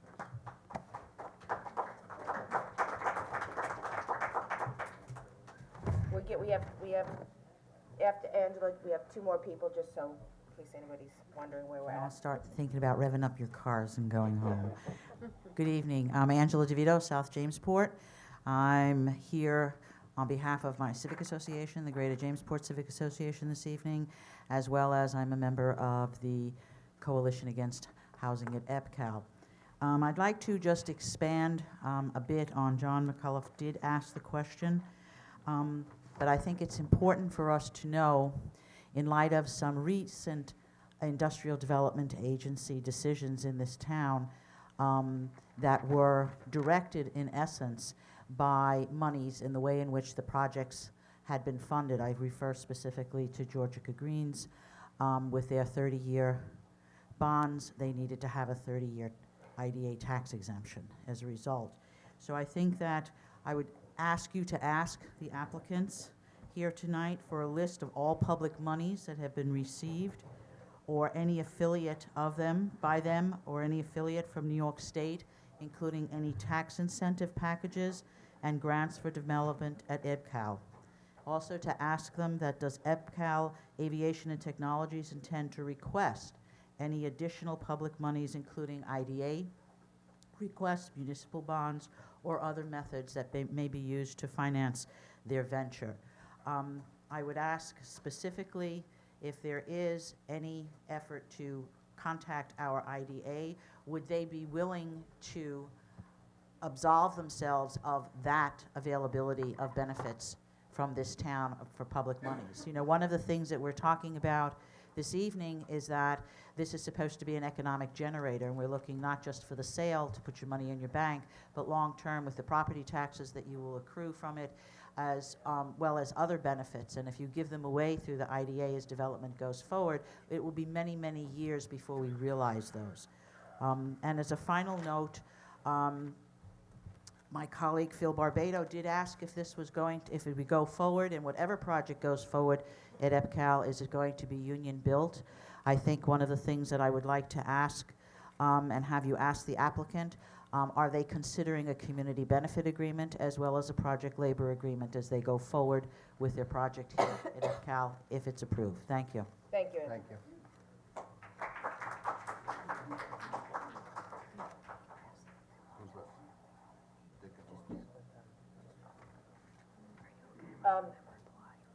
Dick, you wanna come up? Or was Matthew? Okay, Dick, if you want.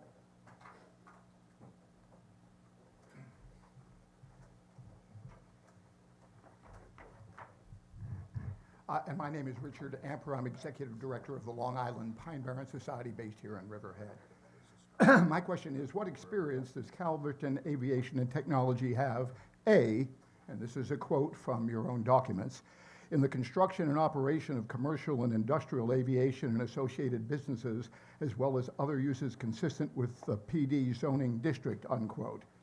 While Illuminati may have been found to be qualified and eligible to use a runway, that's not what this application is calling for. It's a lot more than that.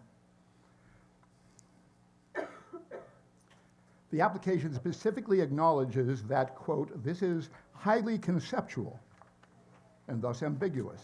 555 Real Estate specializes in shopping malls, and Illuminati Aerospace has only a minority share of the investment, as we've been reminded over and over again, and limited financial resources. B, neither applicant appears to have the necessary experience and history to meet the environmental requirements of the EBCAL site. Has CAT worked previously in a federally designated sole source aquifer, a state-designated special groundwater protection area, or a county-designated critical environmental area?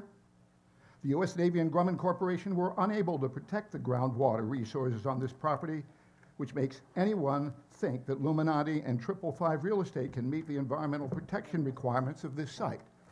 Have we looked at that? Have you satisfied yourself about that? What are the applicant's accomplishments with respect to endangered and threatened animal species known to inhabit the property? Haven't had a word about it. On the basis of the extremely ambiguous characterization about the proposed land use, we believe that Calverton Aviation and Technology is neither qualified nor eligible to perform this contract. And then I'll make one other personal observation. And this needs to be directed not personally or politically, and we can't assess blame to this board. But did it take an enterprising journalist to discover what we needed to know as to whether or not this was a qualified and eligible hearing? Did this town government need to do more to find out who they were selling the property to and whether they had confidence in that? The question goes, was the government of Riverhead qualified or eligible to answer the question? Thank you. And the last one I have, I don't know, Matthew Arachi, is he? Not seeing him, we're going, what was that?